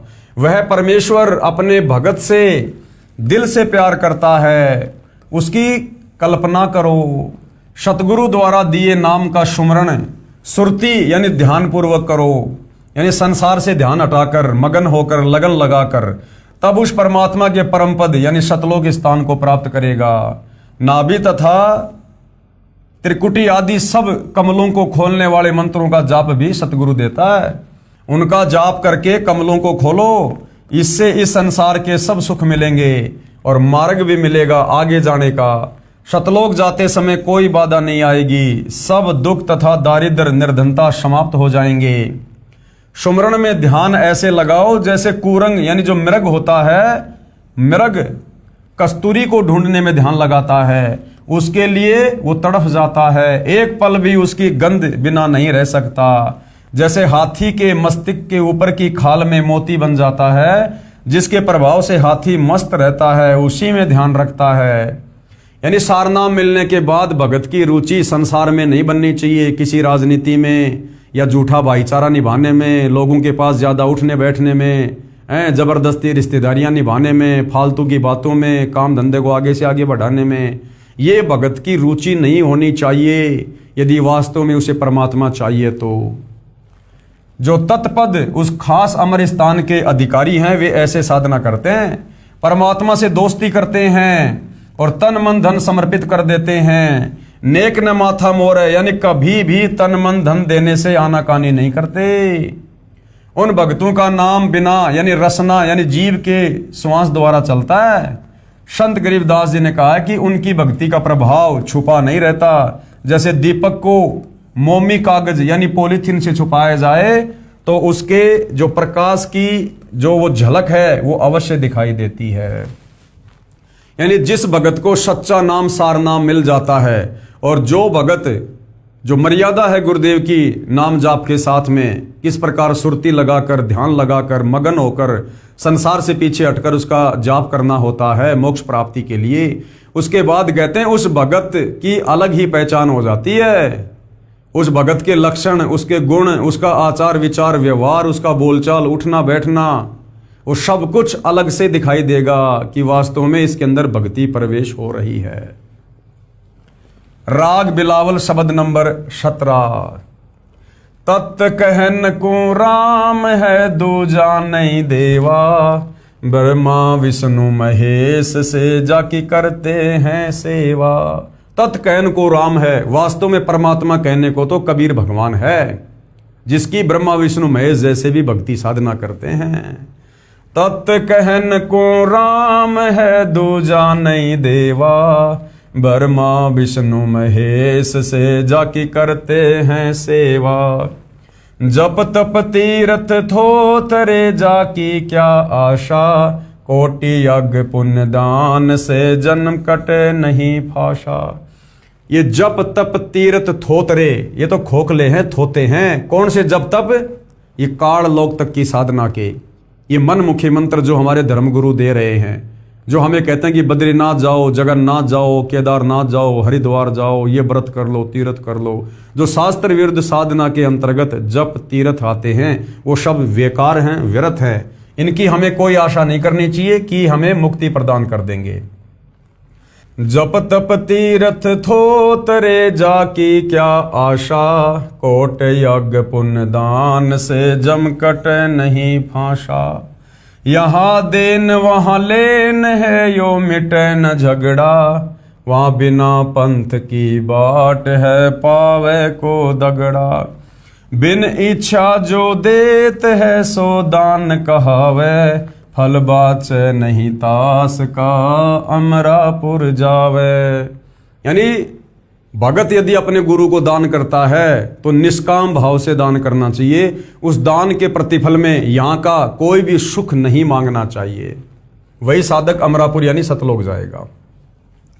शकल दीप नौखंड के छतरी जिन जीते, सो तो पद में ना मिले विद्या गुण चीते। कोटि उनंचा पृथ्वी जिन दीनी दाना, परशुराम अवतार को कीनी कुर्बाना। कंचन मेर सुमेर रे आए सब माही, काम धेनु कल्प रक्ष रे सो दान कराही। सुर नर मुनि जन सेव ही सनकादिक ध्यावे, शेष सहस मुख रटत है जका पार ना पावे।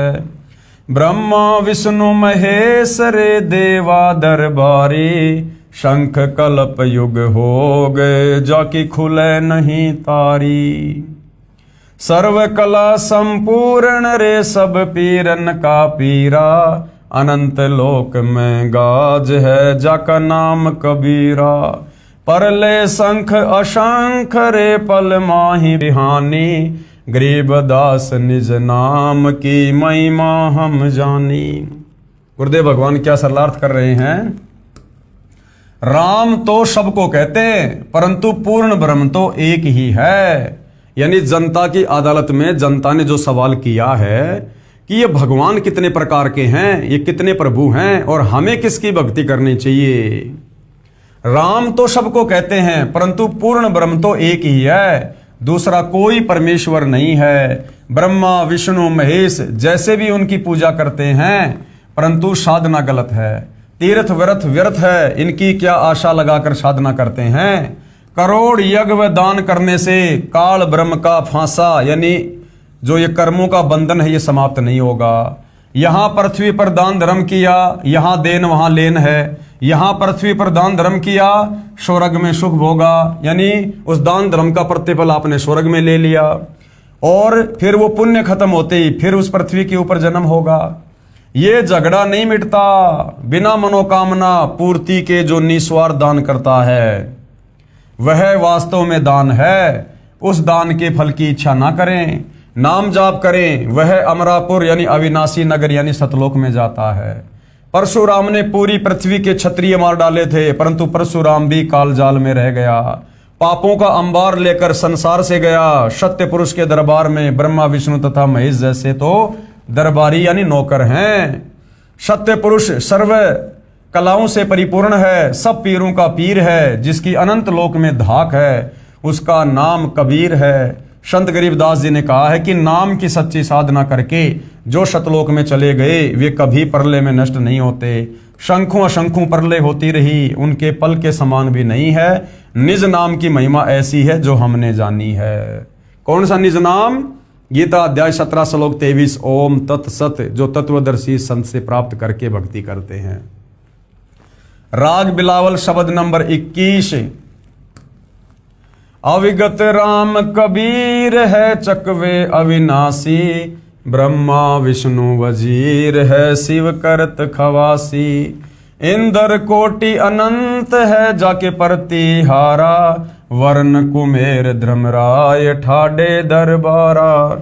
33 कोटि देवता ऋषि 88, वैष्णव कोटि अनंत है गुण गावें राशि। 9 योगेश्वर नाद बरी सुर पूरे संखा, सनकादिक संगीत है अविचल गढ़बंका।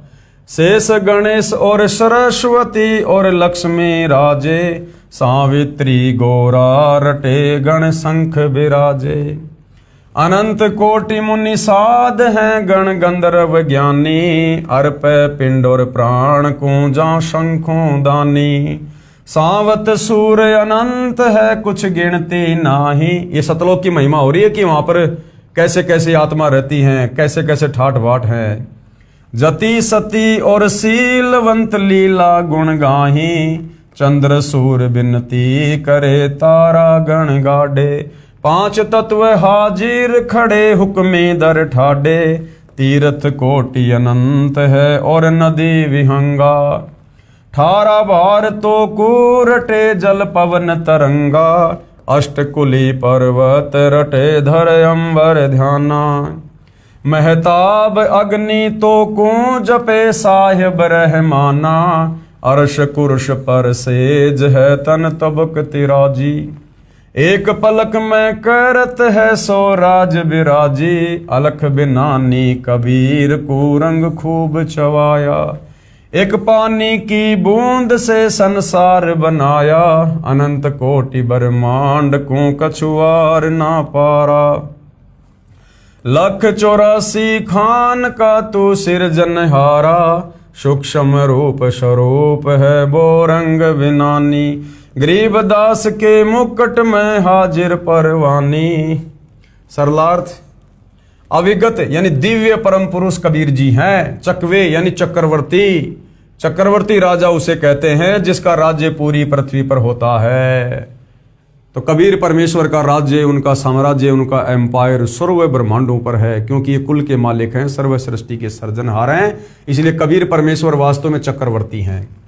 जो सब छोटे राजाओं का मालिक महाराजा होता था, कबीर सत्य पुरुष का राज्य संपूर्ण लोकों पर, जो ब्रह्मा विष्णु महेश ज्योति निरंजन तथा अक्षर पुरुष सहित सब छोटे छोटे देवों का मालिक महाराजा यानी महादेव है, परमात्मा है, अविनाशी है। ब्रह्मा विष्णु तथा शिव भी इनकी खवासी यानी गुलामी करते हैं। इंद्र तथा 33 करोड़ देवता, 88,000 ऋषि, 9 योगेश्वर, शनकादिक चारों, शेषनाग, गणेश, सरस्वती, लक्ष्मी, सावित्री, पार्वती, शंखु गण सब उसी के आदेश से चलते हैं। सबके ऊपर कबीर परमेश्वर का राज है।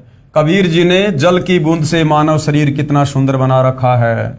असंख्यों ब्रह्मांडों को तथा 84 लाख प्रकार के जीवों को उत्पन्न करने वाले आप कबीर जी ही हैं, सबके सर्जनहार हैं।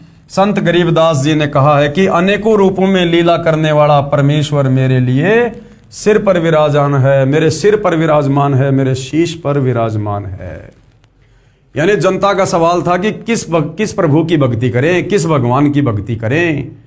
तो कबीर जी के वकील सतगुरु रामपाल जी ने स्पष्ट कर दिया है कि ना तो ब्रह्मा विष्णु महेश की भक्ति करें, ना दुर्गा की भक्ति करें, ना काल ब्रह्म की भक्ति करें, ना अक्षर पुरुष की भक्ति करें। केवल परम अक्षर ब्रह्म सत्य पुरुष कबीर देव ही पूजा के योग्य है। और तत्वदर्शी संत जो भक्ति साधना सत्य पुरुष कबीर की बताएगा, उसमें इन समस्त देवी देवताओं की, इन सब की भक्ति शामिल होगी। तो तत्वदर्शी संत के बताए अनुसार भक्ति साधना करने से जीवात्मा का पूर्ण मोक्ष होगा। अब मामला जनता की अदालत में है। आगे जनता ने अध्यात्म में रुचि रखते हुए और क्या कुछ कबीर जी के वकील सतगुरु रामपाल जी से पूछना चाहा है। प्रश्न नंबर 15, वह परमात्मा कौन है जो कुल का मालिक है, कहाँ प्रमाण है। हालांकि बहुत सारी बातें उस कुल मालिक के विषय में प्रमाणित कर दी गई हैं, लेकिन फिर भी भाइयों और बहनों, ये अज्ञानता का गहरा रंग सदियों से हम साधकों के ऊपर चढ़ा हुआ है। इसलिए बार बार उनकी जो शंकाएं हैं उनके बार बार ही जवाब देने पड़ेंगे। तो जनता पूछ रही है कि वो परमात्मा कौन है जो कुल का मालिक है, यानी सारी सृष्टि का मालिक है, इसका प्रमाण कहाँ है। तो प्रमाण में सतगुरु रामपाल जी क्या बता रहे हैं। उत्तर, वह परमात्मा परम अक्षर ब्रह्म है, जो गीता अध्याय 8 श्लोक 3 में काल ब्रह्म के द्वारा कहा गया है कि वो तत्व ब्रह्म है, जो कुल का मालिक है। इसका प्रमाण देखिए, श्रीमद् भगवत गीता अध्याय 15 श्लोक 1 से 4 तथा 16-17 में है। गीता अध्याय 15 श्लोक 1 से 4 का सारांश व भावार्थ है कि उल्टे लटके हुए वृक्ष के समान संसार को जानो। जैसे वृक्ष की जड़ें तो ऊपर हैं, नीचे तीनों गुण रूपी शाखाएं जानो, ब्रह्मा विष्णु महेश। गीता अध्याय 15 श्लोक 1 में यह भी स्पष्ट किया है कि तत्वदर्शी संत की क्या पहचान है। क्या पहचान है। तत्वदर्शी संत वो है जो संसार रूपी वृक्ष के सर्वांग यानी सभी भाग भिन्न भिन्न बताए। तो सतगुरु रामपाल जी ने संसार रूपी वृक्ष का पेड़ दिखाकर, चित्र दिखाकर पहले क्लियर कर दिया है कि ये जो उल्टा लटका हुआ संसार रूपी वृक्ष है, इसकी जड़ तो है पूर्ण परमात्मा कबीर साहिब, जो सर्व सृष्टि के मालिक हैं। पेड़ का जो तना है वो है अक्षर पुरुष, सात संग ब्रह्मांड का स्वामी। उस तने से जो एक मोटी डार निकल रही है वो है ये काल ब्रह्म, क्षर पुरुष, 21 ब्रह्मांड का स्वामी। और उस एक मोटी डार से जो 3 टहनियां निकल रही हैं, 3 शाखाएं हैं, वो हैं ब्रह्मा विष्णु महेश। और उन टहनियों के जो ये पत्ते हैं वो हैं पात रूप संसार, आप और हम सब जीव। तो जो संत इस प्रकार से उल्टे लटके हुए संसार रूपी वृक्ष की व्याख्या कर देगा, प्रत्येक भाग को, प्रत्येक भगवान को समझा देगा, वो वास्तव में तत्वदर्शी संत होगा। तो भाइयों और बहनों, इस विश्व में सतयुग से लेकर वर्तमान समय तक, जब तक सतगुरु रामपाल जी ने ये तत्व ज्ञान देना प्रारंभ नहीं किया था, आज से पहले किसी भी साधु संत महात्मा ऋषि ज्ञानी विद्वान आचार्य शंकराचार्य ने इस प्रकार से जो गीता अध्याय 15 श्लोक 1 से 4 में लिखा है, उस उल्टे लटके हुए संसार रूपी वृक्ष की भिन्न भिन्न व्याख्या करके समाज को नहीं बताई। इसे स्वयं सिद्ध है कि सतगुरु रामपाल जी ही गीता अध्याय 4 श्लोक 34 के अनुसार वो तत्वदर्शी संत हैं, जो यहाँ पर स्वयं प्रकट हैं, विद्यमान हैं, और इनकी शरण में आकर इनके बताए अनुसार भक्ति साधना करने से ही हमारी पूर्ण मुक्ति संभव है। विशेष आगे क्या बताया जा रहा है, वेद मंत्रों की जो आगे फोटोकॉपियां लगाई हैं ये आर्य समाज के आचार्यों तथा महर्षि दयानंद द्वारा अनुवादित हैं, जो सार्वधिक आर्य प्रतिनिधि सभा दिल्ली द्वारा प्रकाशित है, जिनमें वर्णन है कि परमेश्वर स्वयं पृथ्वी पर सहशरीर प्रकट होकर कवियों की तरह आचरण करता हुआ सत्य आध्यात्मिक ज्ञान सुनाता है। प्रमाण ऋग्वेद मंडल 9 सूक्त 86 मंत्र 26 और 27, ऋग्वेद मंडल 9 सूक्त 82 मंत्र 1 और 2, सूक्त 96 मंत्र 16 से 20, ऋग्वेद मंडल 9 सूक्त 94 मंत्र 1, ऋग्वेद मंडल 9 सूक्त 95 मंत्र 2, ऋग्वेद मंडल 9 सूक्त 20 मंत्र 1, ऋग्वेद मंडल 9 सूक्त 54 मंत्र 3 में इन मंत्रों में कहा है कि परमात्मा सर्वभवनों यानी लोकों के ऊपर के लोक में विराजमान है, यानी सतलोक में विराजमान है। जब जब पृथ्वी पर अज्ञान की वृद्धि होने से अधर्म बढ़ जाता है तो परमात्मा स्वयं सहशरीर चलकर पृथ्वी पर प्रकट होकर यथार्थ आध्यात्मिक ज्ञान का प्रचार लोकोक्तियों, शब्दों, चौपाइयों, साखियों, कविताओं के माध्यम से कवियों जैसा आचरण करके घूम फिर कर करता है, जिस कारण से एक प्रसिद्ध कवि की उपाधि भी प्राप्त करता है। यानी वेदों में परमात्मा को कवि कहा गया है। गीता अध्याय 8 श्लोक नंबर 9 में परमेश्वर को कवि की संज्ञा दी गई है, क्योंकि वो कवियों की तरह आचरण करता हुआ लोगों को ज्ञान समझाता है। कृपया देखिए उपरोक्त मंत्रों की फोटोकॉपी इसी पुस्तक के पेज नंबर 314 पर, जो हम आगे देखेंगे। परमात्मा ने अपने मुख कमल से ज्ञान बोलकर सुनाया था। कब? सतयुग में, त्रेता युग में, द्वापर में, कलयुग में, और वर्तमान में भी वो परमात्मा कबीर देव स्वयं ही सतगुरु रामपाल जी के रूप में आकर ये ज्ञान अपने मुख कमल से सुना रहे हैं। उसे सूक्ष्म वेद कहते हैं, क्योंकि वेद प्रमाणित करते हैं कि परमात्मा खुद सतलोक से चलकर पृथ्वी पर प्रकट होकर अपने द्वारा रची गई सृष्टि का यथावत ज्ञान देते हैं। अन्य 21 ब्रह्मांड में कोई भी प्राणी सृष्टि रचना के विषय में, सतलोक की साधना के विषय में परिचित नहीं है, इसलिए परमात्मा ने स्वयं ही सतलोक से चलकर गति करके आना पड़ता है। उसी को तत्व ज्ञान भी कहते हैं। तत्व ज्ञान का प्रचार करने के कारण परमात्मा तत्वदर्शी संत भी कहलाने लगता है। तो वर्तमान में धरती पर तत्वदर्शी संत कौन कहला रहे हैं? सतगुरु रामपाल जी। और तत्व ज्ञान का प्रचार करने के चलते परमात्मा को तत्वदर्शी संत कहते हैं। तो भाई और बहनों, सतगुरु रामपाल जी स्वयं पूर्ण ब्रह्म परमात्मा है, परमेश्वर है। इस उलझे हुए, सदियों से उलझे हुए इस आध्यात्मिक ज्ञान को उस परमेश्वर के अलावा तत्वदर्शी संत की भूमिका करके दूसरा कोई सुलझा नहीं सकता है, क्योंकि 21 ब्रह्मांड में यह तत्व ज्ञान इस काल ब्रह्म को भी नहीं है, तो फिर काल के अधीन इन साधु संत महात्मा देवी देवताओं को कहां से हो जाएगा। इसलिए भाई और बहनों, इस काल के 21 ब्रह्मांड में परमात्मा सतलोक से चलकर स्वयं ही एक तत्वदर्शी संत की भूमिका करके इस ज्ञान का प्रचार करते हैं। तत्व ज्ञान का प्रचार करने के कारण परमात्मा तत्वदर्शी संत भी कहलाने लगता है। उस तत्वदर्शी संत रूप में प्रकट परमात्मा ने संसार रूपी वृक्ष के सर्वांग इस प्रकार बताए हैं। यानी 650 साल पहले जब कबीर परमेश्वर जी आए थे, उन्होंने अपनी साधारण भाषा में किस प्रकार से हमें यही सृष्टि रचना का ज्ञान समझाया था, जिसका ये प्रमाण समर्थन आज हमारे सर्व धर्म ग्रंथ भी कर रहे हैं। कबीर अक्सर पुरुष एक पेड़ है, यानी जो संसार रूपी उल्टा लटका हुआ वृक्ष है, उसका जो बाहर का जो तना है, जो बाहरी हिस्सा है, मोटा तना जिसको पेड़ कहते हैं, वो अक्सर पुरुष है, सातसंग ब्रह्मांड का स्वामी है। क्योंकि जड़ें तो गुप्त रहती हैं, जड़ें तो जमीन के अंदर रहती हैं, उनको तो खोद कर ही देखा जा सकता है। इसी प्रकार जो कबीर परमात्मा है वो गुप्त है, संसार रूपी वृक्ष की जड़ है, उसकी साधना यहाँ किसी के पास नहीं है, केवल तत्वदर्शी संत से उपदेश लेकर ही उसके दर्शन किए जा सकते हैं। तो संसार रूपी वृक्ष जो उल्टा लटका हुआ है, यानी संसार की रचना ये किस प्रकार से है? उल्टा लटका हुआ संसार रूपी वृक्ष है। ऊपर को जड़, यानी ऊपर को जड़ यानी ऊपर के चारों अजर अविनाशी लोक, सतलोक, अगमलोक, अलखलोक और अनामी लोक, ये है जड़ संसार रूपी पेड़ की। ये चारों जो ये लोक हैं ये अजरो अमर हैं, अविनाशी हैं, ये नष्ट नहीं होते। जिस प्रकार पेड़ की जो जड़ होती हैं वो स्थिर होती हैं, डगमग नहीं होती, वो पेड़ भले हिल जाए लेकिन जड़ें बिल्कुल स्थिर रहती हैं। इसी प्रकार ऊपर के चारों लोक स्थिर हैं, वो कभी भी प्रलय में नहीं आते हैं, वो कभी भी नष्ट नहीं आते, वो अविनाशी हैं। तो अक्सर पुरुष एक पेड़ है, जड़ से बाहर जो पेड़ है, मोटा जो तना है, वो फिर क्या है? यानी सतलोक से नीचे फिर सृष्टि में क्या है? अक्सर पुरुष के सातसंग ब्रह्मांड है, सतलोक से नीचे। तो अक्सर पुरुष एक वृक्ष है, और क्षर पुरुष वा की डार, ये जो क्षर पुरुष है, काल ज्योति निरंजन, ये अक्षर पुरुष के नीचे इसके लोक हैं।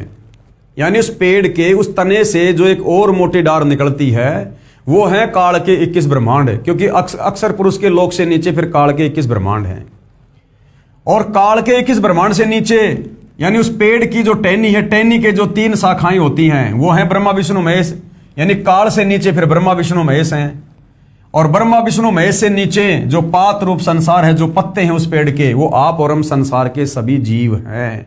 तो इस प्रकार से ये संसार रूपी उल्टा लटका हुआ वृक्ष है, जिसकी व्याख्या कबीर परमेश्वर ने अपनी साधारण भाषा में आज से 650 साल पहले कबीर वाणी के माध्यम से की थी।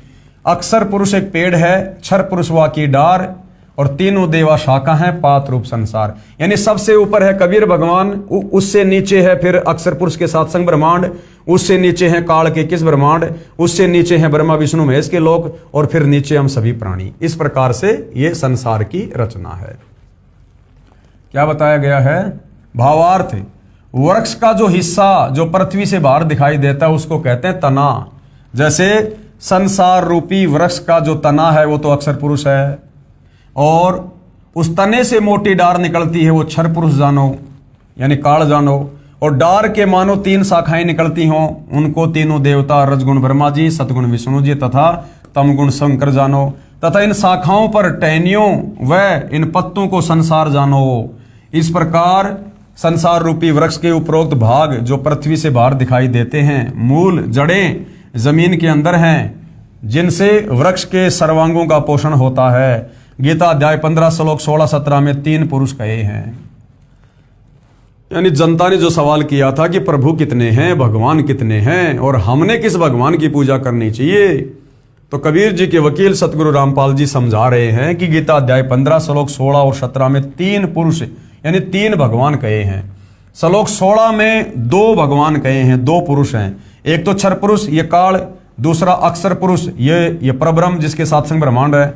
दोनों की स्थिति ऊपर बता दी कि दोनों नाशवान हैं, इनके लोकों में रहने वाले जीव भी नाशवान हैं, इनके लोक भी नाशवान हैं। गीता अध्याय 15 श्लोक 16 में भी कहा है कि क्षर पुरुष तथा अक्षर पुरुष दोनों नाशवान हैं, यानी इनके जन्म और मृत्यु होती हैं। इनके अंतर्गत जितने भी प्राणी हैं वे भी नाशवान हैं, परंतु आत्मा तो किसी की भी नहीं मरती। गीता अध्याय 15 श्लोक 17 में कहा कि उत्तम पुरुष अर्थात पुरुषोत्तम तो क्षर पुरुष और अक्षर पुरुष से भिन्न है, लेकिन जो उत्तम पुरुष है, सर्वश्रेष्ठ परमात्मा है, गीता अध्याय 15 श्लोक 17 में फिर क्या कहा गया कि उत्तम पुरुष तू अन्य परमात्मा इति उदाहरते, यानी वास्तव में पुरुषोत्तम भगवानों का भगवान तो ये क्षर पुरुष और अक्षर पुरुष से भिन्न है, जो तीनों लोकों में प्रवेश करके सबका धारण पोषण करता है, वास्तव में अविनाशी है। तो उसकी पूजा करनी चाहिए, उसकी भक्ति करनी चाहिए, परंतु आत्मा तो किसी की भी नहीं मरती। गीता अध्याय 15 श्लोक 17 में कहा है कि उत्तम पुरुष अर्थात पुरुषोत्तम तो क्षर पुरुष यानी काल और अक्षर पुरुष यानी पर ब्रह्म से भिन्न है, जिसको परमात्मा कहा गया है। इसी प्रभु की जानकारी गीता अध्याय 8 श्लोक 3 में है, जिसको परम अक्षर ब्रह्म कहा है। गीता अध्याय 15 श्लोक 17 में इसी का वर्णन है। यही प्रभु तीनों लोकों में प्रवेश करके सबका धारण पोषण करता है। यह वास्तव में अविनाशी परमेश्वर है। मूल यानी जड़ से ही वृक्ष की परवरिश होती है। तो संसार रूपी वृक्ष की जो जड़ है, जो मूल है, वो कबीर भगवान है, परम अक्षर ब्रह्म है। इसलिए सबका धारण पोषण करने वाला परम अक्षर ब्रह्म है, यानी वो कबीर भगवान है। जैसे पहले गीता अध्याय 15 श्लोक 1 से 4 में बताया है कि ऊपर को जड़ यानी मूल वाला और नीचे को शाखा वाला संसार रूपी वृक्ष है। जड़ से ही वृक्ष का धारण पोषण होता है, यानी जड़ से ही वृक्ष को खुराक मिलती है। इसी प्रकार कबीर भगवान से ही सर्व लोकों को, सर्व ब्रह्मांडों को, सातसंग ब्रह्मांडों को, 21 ब्रह्मांडों को, जितने भी प्राणी हैं सबको पोषण मिलता है, धारण पोषण होता है। इसलिए परम अक्षर ब्रह्म जो संसार रूपी वृक्ष की जड़ यानी मूल है, यही सर्व पुरुषों यानी सभी भगवानों का पालनहार, इनका विस्तार रचना करने वाला सर्जनहार है। यही कुल का मालिक है। यह वही है जो काशी शहर भारत में जुलाहा था, कबीर नाम से जाना जाता है। और ये वही है, ये वही कबीर है, वही जुलाहा है जो वर्तमान कलयुग की पिछली पीढ़ी में, इस भक्ति युग में 8 सितंबर 1951 से गांव धनाना, जिला सोनीपत, हरियाणा में प्रकट होकर सन 1994 से अपने तत्व ज्ञान का प्रचार प्रसार कर रहे हैं, अर्थात सतगुरु रामपाल जी। ये वही कुल के मालिक हैं, संसार रूपी वृक्ष की जड़ हैं, मूल है, सबका धारण पोषण करने वाले, गीता अध्याय 15 श्लोक 17 वाले पुरुषोत्तम हैं। तो वर्तमान में सतगुरु रामपाल जी जो तत्वदर्शी संत की भूमिका कर रहे हैं, इन्हीं की शरण ग्रहण करके हम जन्म और मरण से छुटकारा प्राप्त कर सकते हैं। यही प्रभु, यही भगवान, यही परमेश्वर, जिसे गीता अध्याय 4 श्लोक 34 में तत्वदर्शी संत की उपमा दी गई है, इन्हीं की भक्ति करने से, इन्हीं के अनुसार भक्ति करने से, इन्हीं के द्वारा बताई गई मर्यादाओं में रहकर भक्ति करने से हमारा जन्म मरण खत्म होगा, अन्यथा नहीं। आगे जनता की अदालत में जनता ने और सवाल किया, प्रश्न नंबर 16, क्या रजगुण ब्रह्मा, सतगुण विष्णु तथा तम गुण शंकर यानी शिव जी की पूजा भक्ति करनी चाहिए? अब जनता को धीरे धीरे यह भी समझ में आ गया कि गीता अध्याय 7 श्लोक नंबर 12 से 15 में जो 3 गुण हैं, रज, सत और तम, जिनकी भक्ति करने के लिए इस काल ब्रह्म ने मना किया है, और रज, तम और सत, इनकी भक्ति करने वालों को गीता ज्ञानदाता ने 4 गालियां दी है कि राक्षस स्वभाव को धारण किए हुए मनुष्यों में नीच, दूषित कर्म करने वाले मूर्ख, मुझको भी नहीं बसते। तो अब जनता को यह तो समझ में आ गया कि वो रज, सत और तम क्या है। ये मार्कंडेय पुराण से सतगुरु रामपाल जी ने क्लियर कर दिया था कि रजगुण ब्रह्मा जी हैं, सतगुण विष्णु जी हैं और तम गुण शंकर जी हैं। यही तीनों गुण हैं और यही तीनों देवता हैं। तो जनता की अदालत में जनता को समझ में आ गया, इसलिए जनता खुद ही इन भगवानों के नाम के साथ में इन गुणों को यूज कर रही है। और क्या सवाल किया है, क्या रजगुण ब्रह्मा, सतगुण विष्णु तथा तम गुण शंकर यानी शिव की पूजा भक्ति करनी चाहिए? तो कबीर जी के वकील सतगुरु रामपाल जी कह रहे हैं बिल्कुल नहीं करनी चाहिए, भूल के भी नहीं करनी चाहिए। तो फिर जनता ने सवाल किया, प्रश्न 17, कहां प्रमाण है कि रजगुण ब्रह्मा, सतगुण विष्णु तथा तम गुण शंकर की पूजा भक्ति नहीं करनी चाहिए? तो वो गीता अध्याय 7 श्लोक नंबर 12 से 15 और 20 से 23, जिसमें काल ब्रह्म ने बिल्कुल क्लियर कर रखा है कि ब्रह्मा विष्णु महेश की भक्ति नहीं करनी चाहिए।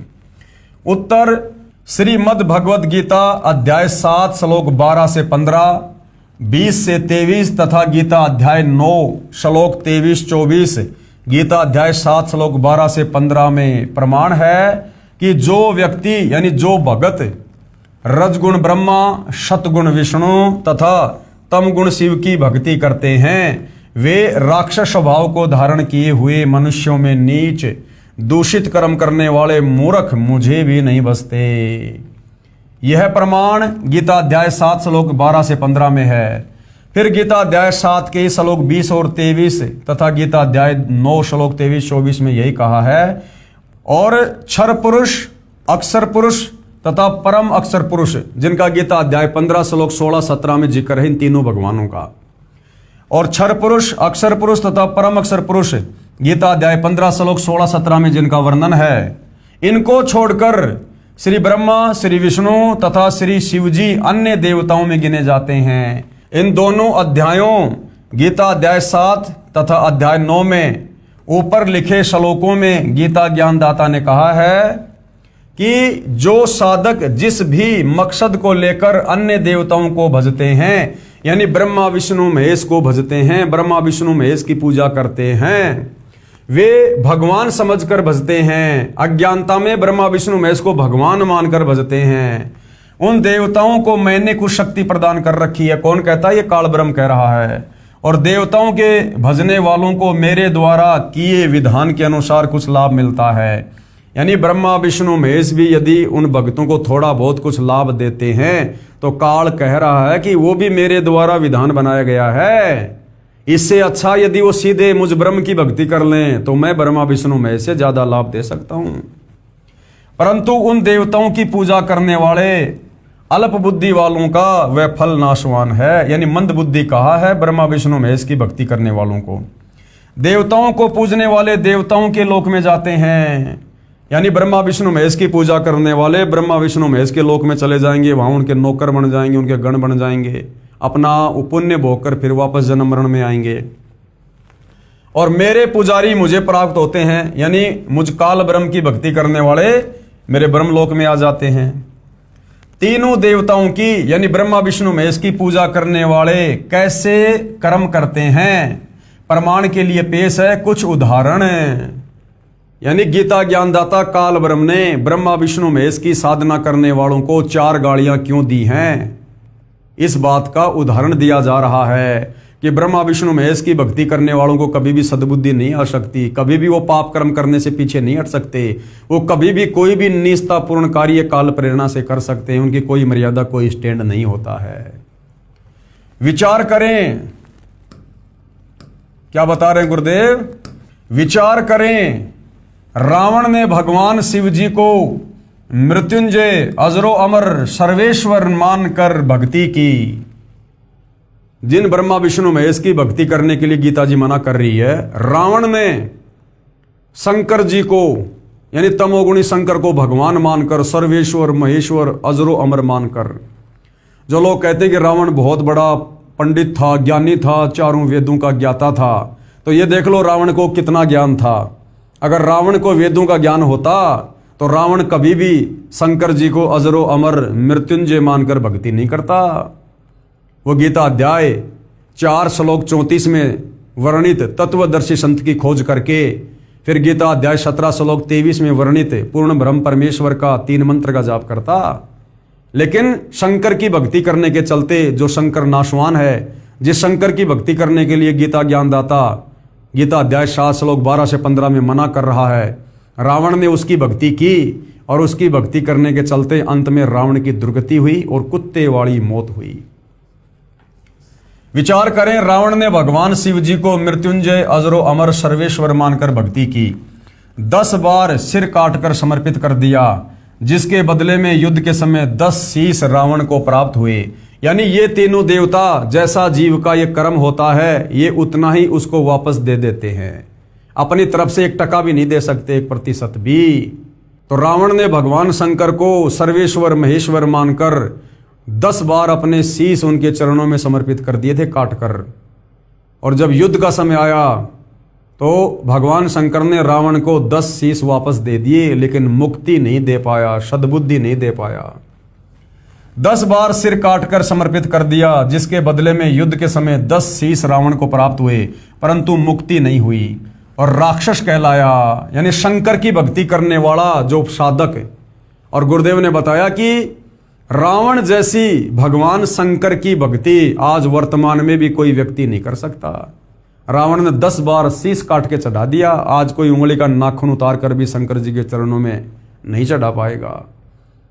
उस रावण की भी मुक्ति नहीं हुई, दुर्गति हुई, तो वर्तमान शंकर के साधकों का क्या हाल होगा। और अंत में राक्षस कहलाया वो। ये दोष रावण के गुरुदेव का है, जिस नादान नीम हकीम ने वेदों को ठीक से ना समझकर अपनी सोच से तमोगुण युक्त भगवान शिव को ही पूर्ण परमात्मा बताया, तथा भोली भाली आत्मा रावण ने झूठे गुरुदेव पर विश्वास करके जीवन व अपने कुल का नाश किया। और यही गलती भाई और बहनों वर्तमान में आप और हम कर रहे थे। जिस प्रकार रावण के उस नीम हकीम गुरु ने रावण को केवल यही बताया कि भगवान शंकर ही सर्वेश्वर है, महेश्वर है, अजरो अमर है, ये देवों के देव महादेव है, यही सृष्टि को रचते हैं, यही संहार करते हैं, इन्हीं की भक्ति से मुक्ति होती है। और रावण दृढ़ होकर अपने गुरुदेव की बात पर विश्वास करके लग गया। ये स्थिति भाई और बहनों सदियों से यहां चलती आ रही है। आप और हमें हमारे इन नीम हकीम तत्व ज्ञानहीन आचार्य शंकराचार्य धर्म गुरुओं ने यही बताया कि ब्रह्मा विष्णु महेश अजरो अमर हैं, सर्वेश्वर हैं, महेश्वर हैं, इनके कोई माता पिता नहीं हैं, इनकी भक्ति करने से मुक्ति हो जाती है।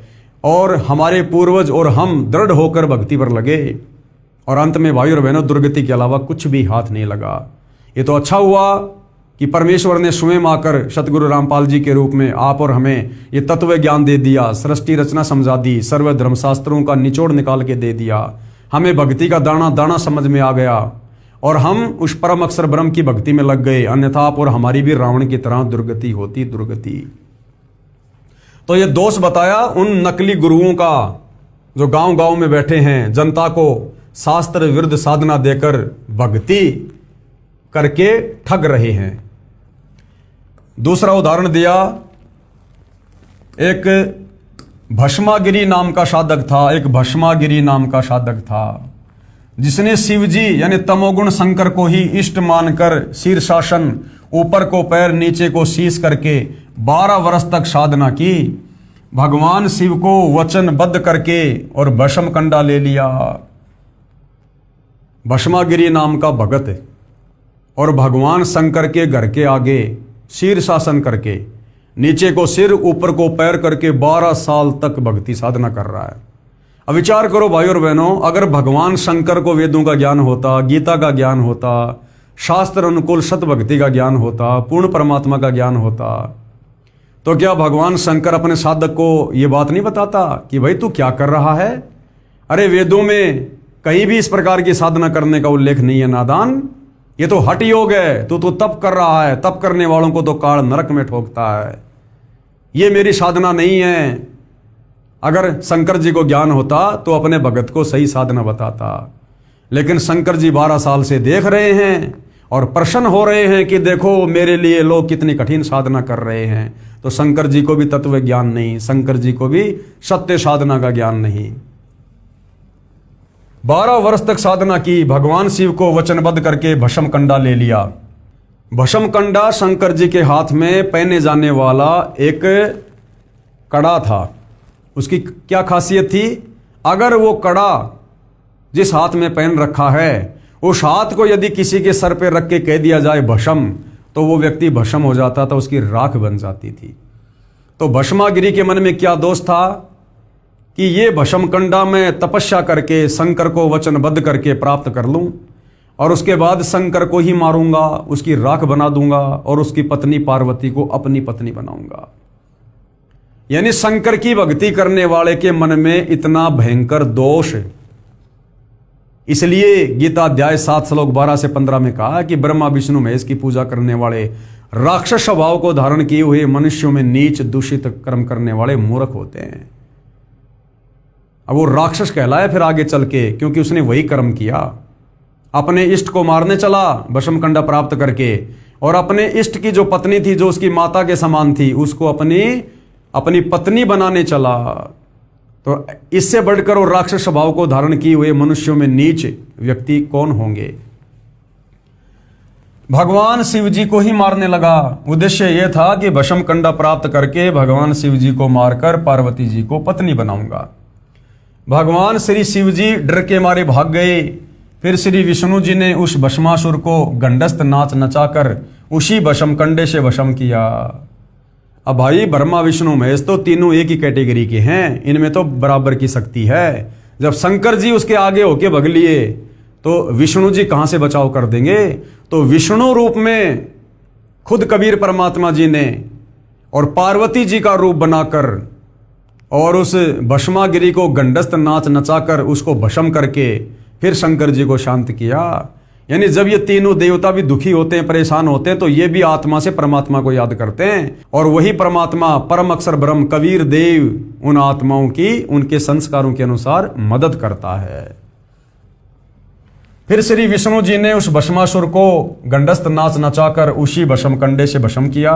वह शिव जी तमोगुण का साधक राक्षस कहलाया और वो भस्मागिरी आगे चलकर क्या कहलाया? भस्मासुर, भस्मा असुर, भस्मा राक्षस। हिरण्यकशिपु ने भगवान ब्रह्मा जी रजोगुण की साधना की तथा राक्षस कहलाया। इसी प्रकार हिरण्यकशिपु ने श्री ब्रह्मा जी से वरदान प्राप्त कर लिया, ना दिन में मरूं, ना रात में मरूं, ना अस्त्र से मरूं, ना शस्त्र से, ना दानव से, ना मानव से। अपने आप को भगवान मान बैठा और अपने ही पुत्र भगत प्रहलाद का दुश्मन हो गया। अर्थात अंत में वो भी राक्षस कहलाया। खुद परमात्मा परम अक्षर ब्रह्म ने, कबीर देव जी ने और नरसिंह रूप धारण करके उसकी छाती फाड़ी और अपने भगत को बचाया। अर्थात ब्रह्मा जी की साधना करने वाला हिरण्यकशिपु भी राक्षस कहलाया। इसलिए गीता अध्याय 7 श्लोक 12 से 15 में तीनों गुण, रजगुण ब्रह्मा, सतगुण विष्णु, तमगुण शंकर की पूजा करने वालों को राक्षस की संज्ञा दी गई है। आगे तीसरा उदाहरण दिया गुरुदेव भगवान ने। एक समय आज सन 2006, क्योंकि ये पुस्तक सन 2006 में लिखी गई थी, उससे लगभग 335 साल पहले हरिद्वार में हर की पैड़ियों पर शास्त्र विधि रहित साधना करने वालों के कुंभ पर्व की पर भी का सहयोग हुआ। यानी ब्रह्मा विष्णु महेश इन तीनों देवताओं के भक्तों का एक नहाने का समय आया, जिसको हम कुंभ कहते हैं। वहां पर सर्व ये त्रिगुण उपासक यानी ब्रह्मा विष्णु महेश के उपासक महात्मा जन स्नानार्थ पहुंचे, नहाने के लिए पहुंचे। गिरि पुरी नाथ नागा आदि भगवान श्री शिव जी तमोगुण के उपासक तथा वैष्णव भगवान श्री विष्णु जी शतोगुण के उपासक। और ये सबसे पहले नहाने को लेकर नागा तथा वैष्णव साधुओं में घोर युद्ध हो गया। लगभग 25,000 ये त्रिगुण उपासक मृत्यु को प्राप्त हुए। जो व्यक्ति जरा सी बात पर नरसंहार कत्लेआम कर देता है वह साधु है या राक्षस, ये विचार स्वयं कीजिएगा।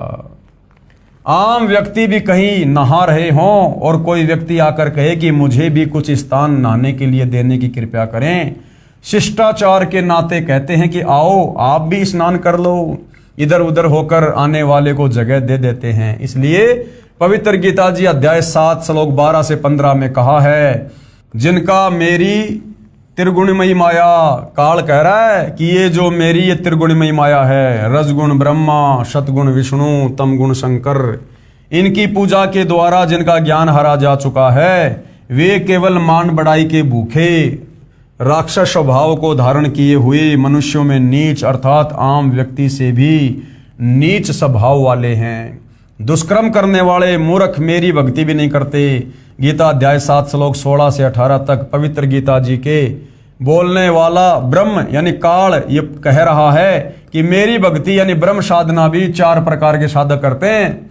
एक तो अर्थार्थी जो धन लाभ चाहने वाले हैं, जो वेद मंत्रों से ही जंत्र मंत्र हवन आदि करते रहते हैं। दूसरे आर्त कौन होता है, जो संकट निवारण के लिए वेदों के मंत्रों का जंत्र मंत्र हवन आदि करते रहते हैं। तीसरा जिज्ञासु, जो परमात्मा के ज्ञान को जानने की इच्छा रखने वाले केवल ज्ञान संग्रह करके वक्ता बन जाते हैं तथा दूसरों में ज्ञान श्रेष्ठता के आधार पर उत्तम बनकर ज्ञानवान बनकर अभिमानवश भक्तिहीन हो जाते हैं।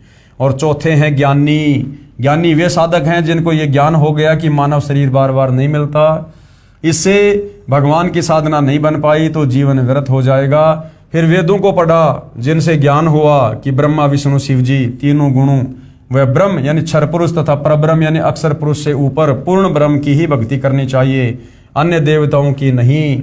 उन ज्ञानी उदार आत्माओं को मैं अच्छा लगता हूँ तथा मुझे वे इसलिए अच्छे लगते हैं कि वे तीनों गुणों यानी रजगुण ब्रह्मा, सतगुण विष्णु तथा तमगुण शिव जी से ऊपर उठकर मेरी ब्रह्म साधना तो करने लगे जो अन्य देवताओं से अच्छी है। परंतु वेदों में ओम नाम जो केवल ब्रह्म की साधना का मंत्र है, उसी को वेद पढ़ने वाले विद्वानों ने अपने आप ही विचार विमर्श करके पूर्ण ब्रह्म का मंत्र जानकर वर्षों तक साधना करते रहे, परंतु प्राप्ति नहीं हुई। क्योंकि ओम मंत्र से काल की भी प्राप्ति नहीं होती है, केवल काल के ब्रह्म लोक में जाया जाता है। काल कभी किसी को दर्शन नहीं देता, इसने सौगंध खा रखी है, कबीर परमेश्वर की तरफ से इसको श्राप लगा हुआ है। इसलिए वेदों में वर्णित जो ओम मंत्र की साधना है, उस ओम मंत्र की साधना से ये काल भी दर्शन नहीं देता है। और उन नादान ज्ञानी भक्तों ने ये सोचा कि ये जो ओम मंत्र है ये पूर्ण ब्रह्म का है, परम अक्षर ब्रह्म का है, इसलिए बेचारे तन मन धन से भक्ति में लग गए। लेकिन तत्व ज्ञान ना होने के कारण, तत्वदर्शी संत की शरण ना होने के कारण अंत में रहे काल के जाल में। अन्य सिद्धियां प्राप्त हो गई, ओम नाम की साधना से अन्य सिद्धियां प्राप्त हो गई। क्योंकि पवित्र गीता अध्याय 4 श्लोक 34 तथा पवित्र यजुर्वेद अध्याय 40 मंत्र 10 में वर्णित तत्वदर्शी संत नहीं मिला जो पूर्ण ब्रह्म की साधना 3 मंत्र से बताता है। इसलिए ज्ञानी भी ब्रह्म यानी काल साधना करके जन्म मृत्यु के चक्कर में ही रहे। यानी काल कह रहा है कि मेरी जो साधना 4 प्रकार के लोग करते हैं, अर्थार्थी, आर्त, जिज्ञासु और ज्ञानी। उनमें ज्ञानी मुझे अच्छा लगता है, क्योंकि ज्ञानी वेदों का सार निकालकर ब्रह्मा विष्णु महेश की भक्ति ना करके केवल मेरी भक्ति करता है, ब्रह्म भक्ति करता है। लेकिन वो बेचारा ये सोचकर करता है कि ये जो ब्रह्म नाम है ये पूर्ण परमात्मा का होगा, क्योंकि वेदों में महिमा तो पूर्ण परमात्मा की, कबीर भगवान की है, और मंत्र जाप का केवल इस काल का है।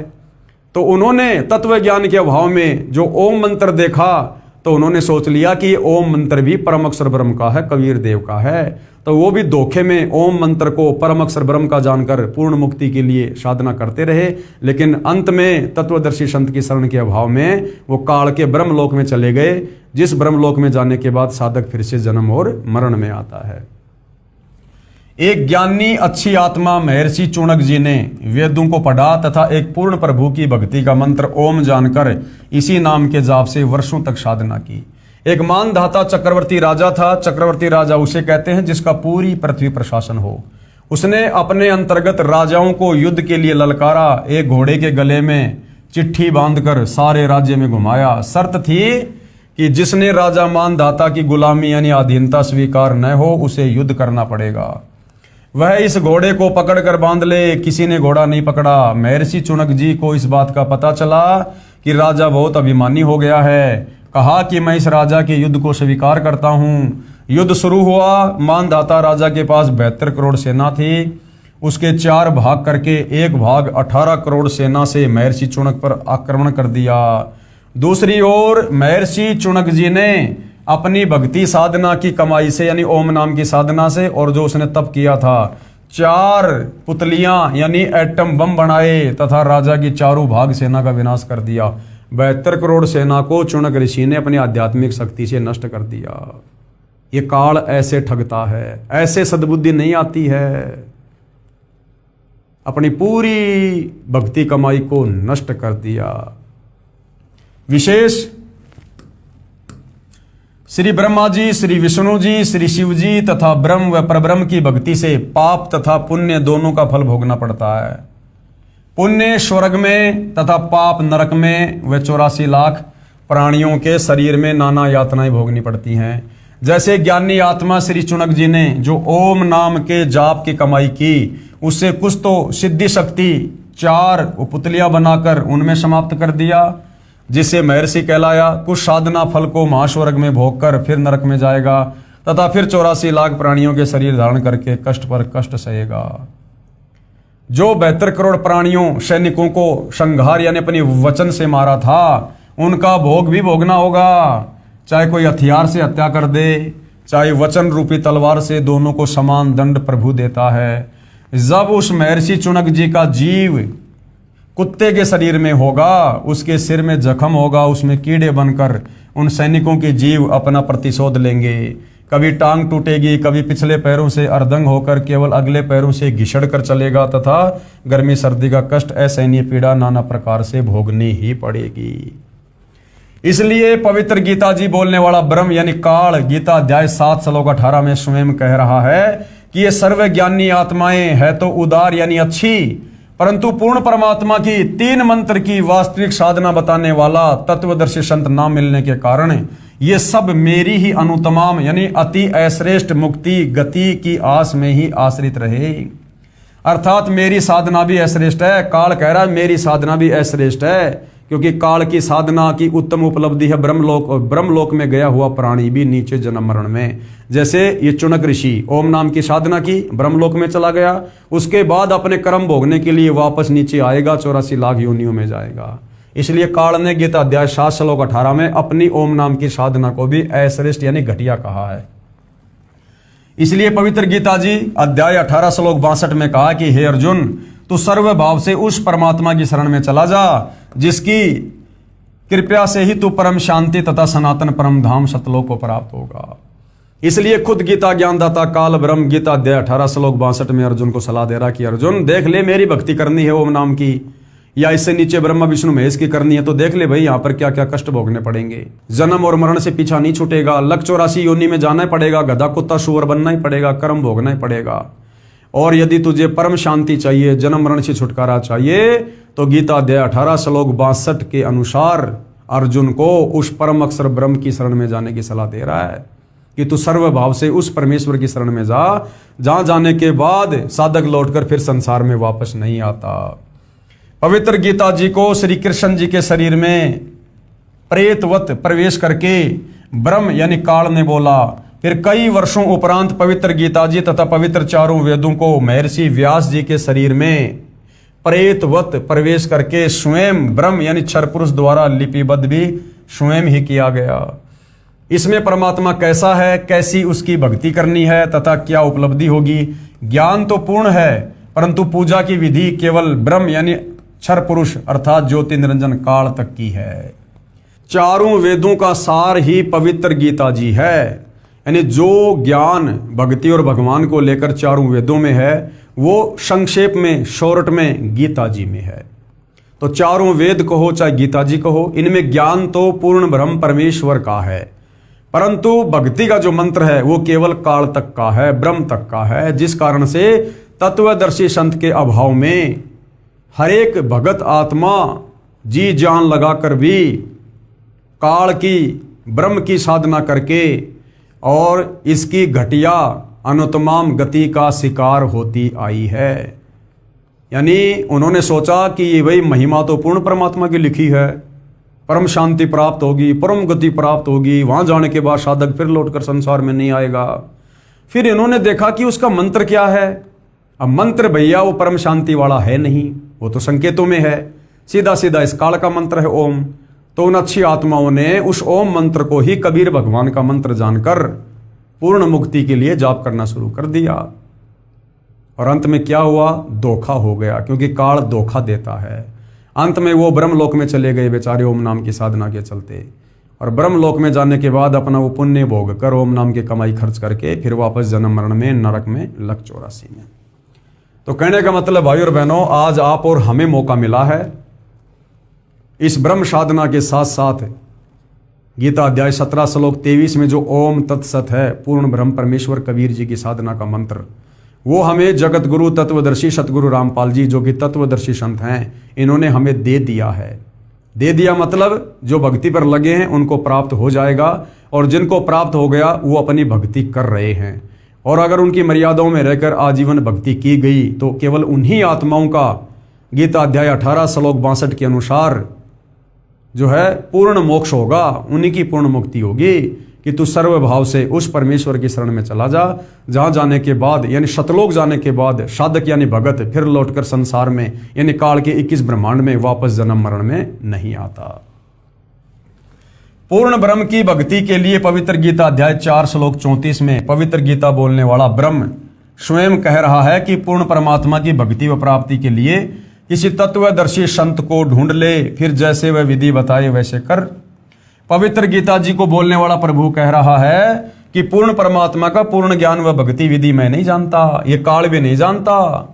अपनी साधना के बारे में गीता अध्याय 8 के श्लोक 13 में कहा है कि मेरी भक्ति का तो केवल एक ओम अक्षर है, जिसका उच्चारण करके अंतिम श्वास तजन देहम तक जाप करने से मेरी वाली परम गति को प्राप्त होगा, यानी ब्रह्म लोक जाएगा। फिर गीता अध्याय 7 श्लोक 18 में कहा कि जिन प्रभु चाहने वाली आत्माओं को तत्वदर्शी संत नहीं मिला तो पूर्ण ब्रह्म की साधना जानता हो, इसलिए वे उदार आत्माएं मेरे वाली यानी अनुत्तम घटिया अश्रेष्ठ यानी मुझ काल की घटिया अति अनुत्तम परम गति में ही आश्रित है। पवित्र गीता जी बोलने वाला प्रभु यानी काल स्वयं कह रहा है कि मेरी साधना से होने वाली गति अर्थात मुक्ति भी अश्रेष्ठ है। गीता अध्याय 16 श्लोक 23-24 में कहा है कि शास्त्र विधि को त्याग कर जो साधक मनमाना आचरण करते हैं, यानी जो साधना तत्वदर्शी संत से लेकर करनी चाहिए वो ना करके अपनी तरफ से कोई उसका मनमुखी मतलब निकाल कर मनमुखी कोई मंत्र जाप करके अगर कोई भक्ति साधना करता है तो गीता अध्याय 16 श्लोक 23 के अनुसार वो शास्त्र विधि को त्याग कर मनमाने आचरण में आती है, जिसको करने से कोई गति नहीं, कोई मुक्ति नहीं, कोई सुख नहीं। अर्थात जिन देवताओं पितरों यक्षों भैरव भूतों की भक्ति करते हैं, यानी जो श्राद्ध वगैरह निकालते हैं, जो समाधि पूजते हैं, वो भैरव भूतों की भक्ति है।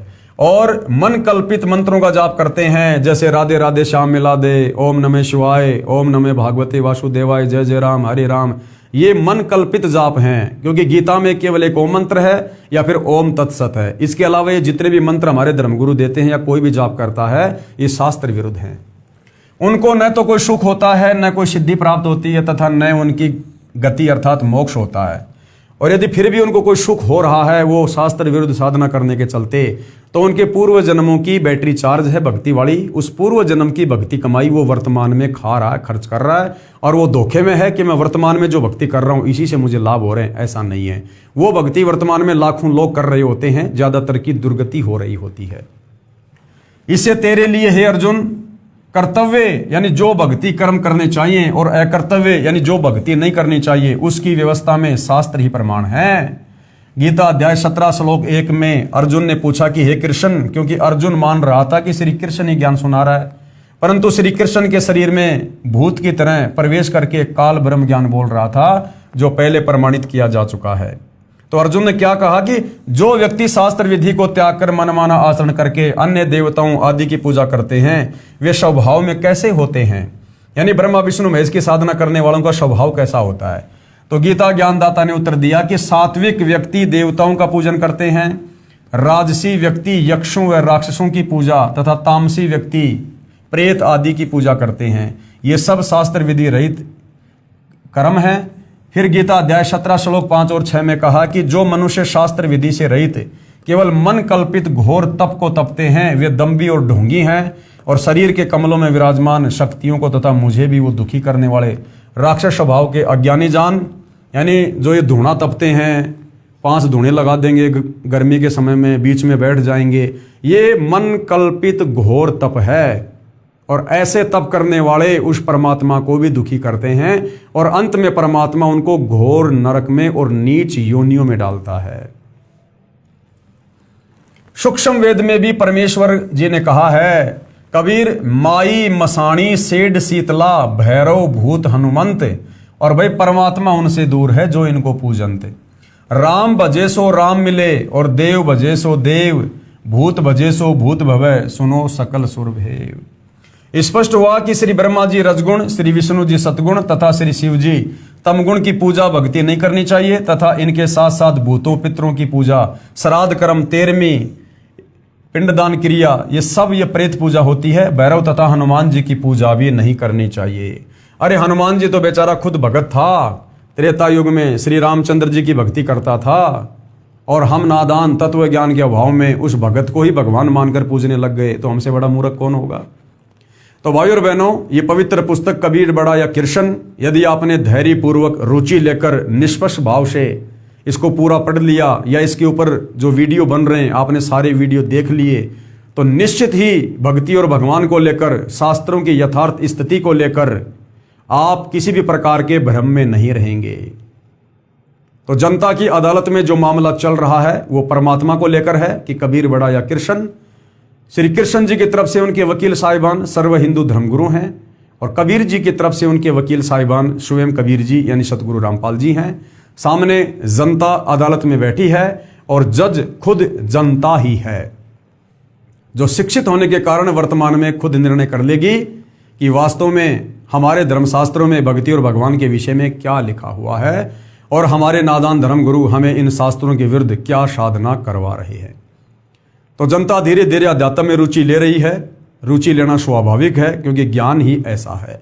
आज से पहले यह ज्ञान हमें किसी ने दिया ही नहीं, जिस कारण से भक्ति करते करते हमें कोई लाभ हुआ नहीं और हमारी रुचि धीरे धीरे भक्ति और भगवान में डाउन होती चली गई।